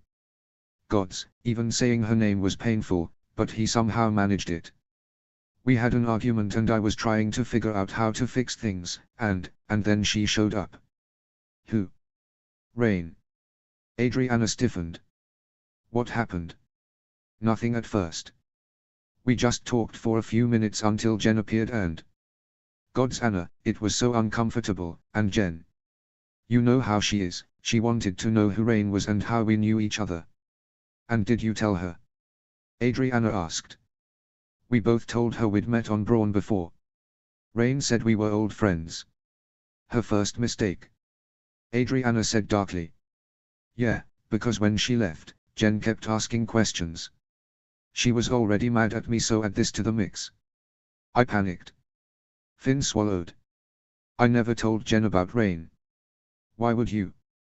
Adriana asked. One doesn't tend to air out all their dirty laundry to their new girlfriend. Not right away, but I told her everything else about that period of time when she came for the convocation. I should have just told her, but I was afraid to. Finn scoffed, picking at the material wrapped around his fingers. Not that it mattered anyway. Adriana was silent for a few beats. What do you mean? Finn couldn't meet her eye. He'd said more in the last few minutes than he had in days, and suddenly the ability to speak had fled him once more. He didn't know what to say next, how to continue. Adriana reached out and pulled aside his collar. Where is the Sullivan crest? Did you chuck that in a drawer too? No. Genevieve has it. Another beat of silence. Why? Because I'm not worthy of it. Adriana's brow furrowed. What are you talking about? Did she say that? Yes. For a few moments, all they could hear was the wind and the sea. Finn glanced at his sister in time to see her cheeks flush with anger. He blinked in surprise. I don't understand, Adriana said. Tell me everything. Anna, I don't, Finn huffed. I don't want to talk about it. Well, you need to talk about it because whatever it is, Adriana pointed at the village over her shoulder. It's starting to affect everything. Everyone is worried about you. You've been acting weird all week and now you're telling me that Genevieve said you're not worthy to wear her family's crest and gave you this back. She held up the Fortis necklace again. I'm just trying to understand what happened. Genevieve thinks I cheated on her, all right. Finn snapped. Adriana's mouth opened and closed like a fish. But you didn't. Right? She added in a fierce tone. Of course not. Finn cried. Do you honestly think I would? No. After seeing you and Genevieve together for the last year, I thought it was endgame. Well, it looks like we were both mistaken, weren't we? The sting of the words landed and he couldn't keep the pain out of his voice as they left his mouth. Adriana's frustration melted away. Rain. She said you were old friends and when you didn't want to talk about it. Oh gods. She thinks that I cheated on her. Adriana took his hand. Oh. I'm so sorry. But if you didn't, then she must see reason. Besides, what happened with Rain, that was years ago. Surely she knows not to hold someone to a betrothal contract or whatever it is, years prior to even meeting. She doesn't know, Finn said in a dull voice. That it was a few years ago, I mean. I what? Adriana asked, aghast. She wouldn't let me explain. She got so upset that she took off and what? Finn swallowed. She took off the necklace and gave it back, and told me it was over. That she doesn't have time for cheaters. Adriana looked at a loss for words. Why didn't you just say it? What happened with me and Rain was years ago. Then she'd what, Anna? Finn demanded. She'd still dump me because I'm not good enough for her anyway. You don't really believe that, Adriana said. Do you? Finn gritted his teeth, annoyed at how the softness of her voice made his eyes suddenly burn. You want to know what we were arguing about before Rain ever showed up? Every time Genevieve and I kissed, I only ever wanted more. Remembering who he was talking to and how she stiffened, he gentled his words. I never took more than was appropriate and Genevieve was always into it. I'd never hurt her. But when things got more heated, I'd pull away, because I kept thinking about how much it reminded me of Rain. Not that Jen was just like Rain, because that couldn't be farther from the truth. But that I wanted more than I had any right to, and I didn't want to screw up with Jen like I did with Rain. Adriana noted the emotion in his voice and slid closer. Oh, Finn. This has been my fear since the day I got home from Braun and told Mom and Dad everything. I could fix everything that I screwed up before. My position as heir, regaining the trust of the villagers and the council, patching up my friendships, being happy again, like Benin wanted me to be. Tears fell hot and fast on his face and his voice was thick with emotion, but Adriana merely wiped at them and held him close. But deep down I always knew that if I ever had another relationship with someone, I wanted to do it right, and it would be hard. That's why I never went down that road again with Helga and was afraid to start things with Inga. I didn't want to ruin my relationships with my friends and hurt them. Then I met Jenny. And no matter how hard I tried, no matter how much I was teased, I couldn't stay away. She was perfect in every way, and I thought maybe I have a shot at doing this right. So I would give anything to do it right this time, and do whatever it took to not hurt her. They wanted to make it formal, so I did. I staked my claim just as she did because that's what they expected, and I could see that it might work. We could make it work. And even when I spilled all my secrets and told her every ounce of pain that we've been through, she didn't shy away. She didn't leave.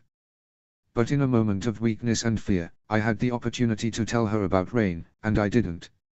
I thought about it and then I plowed on in the story as if it never happened, because I was afraid that would be the piece of the story she couldn't take. After all, why would she want damaged goods anyway? Damaged goods? Adriana interrupted, her voice full of emotion. Is that what you think of yourself?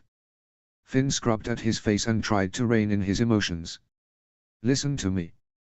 Do you think I didn't have that exact conversation with Eric before we started officially dating? I thought of myself as damaged goods. Worse, I was pregnant with another man's child. Even when we were dating, Eric asked me why I kept making cynical little comments as if I expected him to leave, like Brandine did. Not once did Eric ever think of me as damaged goods. Because he's a good person, Finn said, sniffing loudly. Better than any of us deserve. Yes. And so is Genevieve. She dumped me, Annie.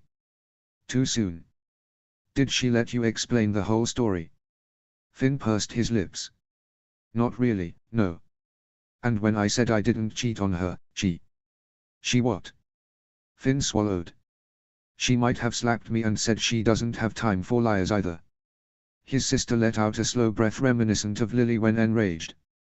Whatever thoughts going through her mind, she instead said, listen to me, Finn. She paused long enough to make him meet her eyes before she continued, you are not damaged goods. You are smart and kind and strong, and everything a simple girl from a simple village needs. You are just as deserving of love and kindness as anyone else, least of all me. Do you understand? Though his heart crumpled, touched at her words, and his eyes watered again, he nodded. Please don't cry. Adriana wrapped her arms around his shoulders and held him close. Everything is going to be okay. You'll see. And though she'd asked him not to, the invitation was there. Finn clung to his twin just as she'd once clung to him in pain and denial and in need of support. With the tears he shed, he also shed the mantra of thoughts plaguing him, that he wasn't good enough, that he wasn't worthy. His sister was right.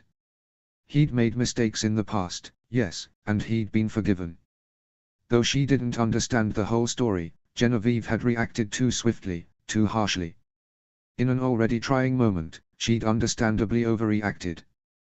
But she hadn't allowed him to explain. A bead of warmth spread through his chest at his sister. At her strength and courage and hope, despite all odds. He'd forever be grateful for her and this moment, no matter what happened next. Her fingers twisted in the hair at his nape and he frowned in confusion. But as she pulled away, he found the Fortis necklace hanging around his neck once again. Adriana squeezed his shoulders. That stays where it belongs. And no more avoiding people. Swallowing, Finn nodded. We can still fix this. At that, he straightened. The glint in her green eyes was disconcerting as she stood and held out a hand. What do you mean? Nothing. Adriana pulled him to his feet, using every ounce of strength she could muster as she did so. You, on the other hand, are going home to bed. You smell like booze and look like death itself came alive. Is that even possible? Finn asked, following her to the stairs. Gods no, but I'd not test it. Adriana ignored his snort of amusement. Seriously, go home, get some rest. And what are you going to do? Finn asked. Adriana shrugged. We're moving furniture at noon. Too vague, too blunt. Finn squinted, noting the way she avoided eye contact. That glint to her green eyes was still there, bright and focused. That's what their dad looked like when he got ideas, and that was always a dangerous thing. Anything else? Never you mind, Adriana said, pushing him toward the path that would lead to the bridge. You just go home and I'll see you later, okay? Finn wanted to be stubborn, but truth be told he was exhausted. In his bones, in his heart. He was physically and emotionally drained. And judging by Adriana's stance, feet shoulder width apart, arms crossed, she was prepared to physically drag him back to the house if need be. The dare in her eyes was bright and he held up his hands with a mocking chuckle. Fine, fine. Have fun moving. Adriana smiled and relaxed her stance. Thanks. Finn was halfway down the street before he whirled on his heel, just in time to see her step up into Lily's saddle. Anna. His twin met his eyes across the street. Yes. Thank you. Adriana's answering smile was bright like any sunrise. You're welcome. Moments later, they were in the air. Lily's powerful wings buffeted the air, sending dirt particles and dry leaves scattering about, tussling his hair. Finn shielded his eyes from the dirt until finally the air settled again. Glancing up, he found the pair already a few hundred feet away. He'd once teased his tiny sister for her monstrous dragon. Not to mention the name Lily. But now he knew that it was always meant to be that way. A powerful dragon for a powerful woman. Smiling for what felt like the first time in days, Finn shoved his hands into his pockets and began the long trek to the house. Though things still weren't great and he didn't know what would happen next, it was comforting to know that he still had friends and family that loved him. Though Adriana was nearly bubbling beneath the surface, a fact which was noted by her beloved husband, they managed to move most of the furniture into their new house with the help of many friends, including Cliff, Taryn and her parents. But it wasn't until the evening when the work was done that they gathered around the table at the Larsons' tiny house for apple pie, and she finally spilled the beans.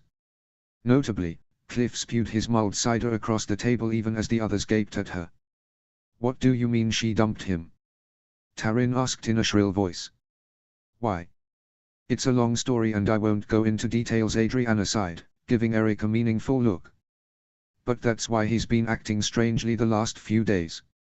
Of all the things, I didn't expect that, Astrid said in a distraught tone. Oh, he's probably so upset. Hiccup shook his head. I didn't either. A bit unexpected. Cliff finished his coughing and cleared his throat. But she was going to teach us some traditional dances and help with decorations. She is still invited to the wedding, of course, Taryn said, wringing her hands. But. Gods, this changes things, doesn't it? Why is that? Well, they're both in the wedding. She's one of my bridesmaids. Awkward silence took over the house. Eric was the first to break it with a tired sigh as he ran his hands through his thick hair. Well, that's uncomfortable. Don't worry about it right now, Adriana said firmly. There's still plenty of time to fix things. Hiccup and Eric's eyes shot to hers, but before either could speak, Astrid grabbed his arm and hauled him out of his chair. We need to go home and see how he's doing. Astrid, Hiccup said, turning toward her as she marched to the door. We never experienced a breakup like that, and Finn doesn't like meddling on a good day. I don't think we should. Fine, you stay here then. And with that, Astrid strode outside, moving so quickly she nearly got her braid stuck in the door. Hiccup muttered as he struggled into his coat and boot. Spontaneous, fast-moving woman, be the death of me. Bye, kids. He, too, was gone within moments, leaving the tiny house silent in their wake. Adriana peered down the hall, listening for sounds of movement from Darren's room. He must still be asleep. Uncle Cliff tuckered him out. Eric smirked. Cliff shrugged his brows. Hey, I'll take baby duty any day over moving furniture. Yes, because we give him breakable babies as opposed to risking him breaking himself tripping downstairs. Taryn remarked dryly. Yes indeed, Cliff said. Breakable babies are so fragile but important that I couldn't possibly be so irresponsible as to put their lives in danger, not even such a one as my precious.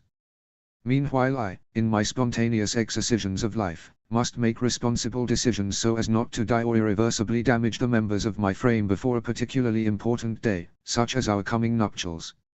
Adriana snorted into her hand at Taryn's increasingly flat expression, while Eric muttered, exorcisms. Anyway, Taryn said, taking Cliff's hand and standing. It is getting late, so we'll get out of your hair. Let us know if you, or Finn, need anything. We will. Adriana stood and joined them at the door with Eric. Thanks for all the help. And please, Cliff, be gentle with Finn, if you see him. Cliff's bright smile softened. Of course. I can't imagine it was easy, going through that, and, gods, we all loved her. I wish I knew what happened. He seemed to shake the thoughts clear of his mind with a bounce of his curly hair.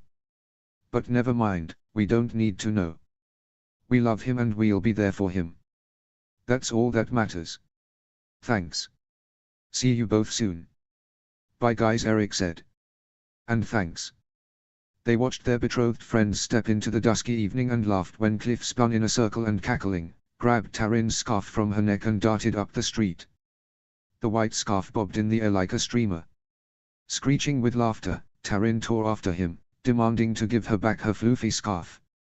Shaking their heads, Adriana stepped back inside and allowed Eric to shut the door. She began clearing the pie plates from the table and paused when Eric cleared his throat. He was leaned against the table, his expression rapt. So? What happened? Adriana sighed through her nose. She gathered the rest of the plates and set them in the kitchen area near the washtub and picked up the scrub brush. Oh, where to begin? They weren't having problems, Eric said, leaving the door to stand across the counter as she began mercilessly scrubbing the plates. So why would she just up and dump him? Has she been faking it all this time? No, Adriana said firmly. Quite the opposite. That doesn't make sense. Did Finn ever tell you about Rain? Eric went still. Well, that answered that question. Without preamble, Adriana launched into the story. As always with him, she spared no detail, knowing full well that he would not share it with anyone. Eric sat in sullen silence, quietly drying the dishes she washed until there were none left, and she sat beside him, clutching the hand towel with white-knuckled fury. He was just a kid, Adriana said. Granted it was wrong, but he'd been in so much pain and anguish back then, and he's never been a stranger to pleasure, so it's no wonder that what happened, happened. I know. I don't know if this Rain girl is just ditzy or doesn't care, but she should have left well enough alone. Adriana said with a bite to her words that she rarely felt. She had no business walking back into his life. And Genevieve. Gods, she was shaking, she was so angry. How could she have been so unfair? Yes, it was understandable why Genevieve had gotten upset. But she had always been an avid listener, kind and patient and understanding that people made mistakes and they deserved a second chance. And the one time that it well and truly mattered, that the topic was something that mattered to Finn on such a deep and painful level, Genevieve threw it in his face, calling him unworthy and a liar and a cheat. Annie. Eric's hands were gentle on her face as he forced her to turn and look at him. These things happen all the time. It isn't right, Adriana hissed. I expected better. Maybe, Eric said calmly.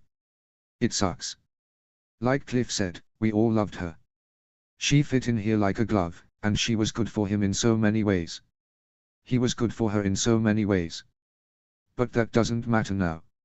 If she ended things, then there's not much else we can do. Adriana shook her head and pulled out of his hold, gentle as it was. Always gentle. Still, she was angry, frustrated, hurt. How could Genevieve have hurt Finn so badly?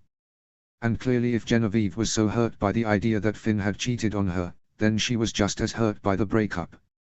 No doubt she was suffering right now, just as Finn was. I can't accept this. Adriana stood and snatched a satchel off a nearby hook. Instantly she began filling it with snacks, first aid items and a water skin. Eric watched from his seat with a frown. What are you doing? I'm going to talk to Genevieve. What? Now? It will be the middle of the night when you get there. No, I'm leaving first thing in the morning. I'll ask someone to come by in the morning to watch Darren so you don't have to miss work. The chair creaked as Eric stood. Annie, you shouldn't get involved.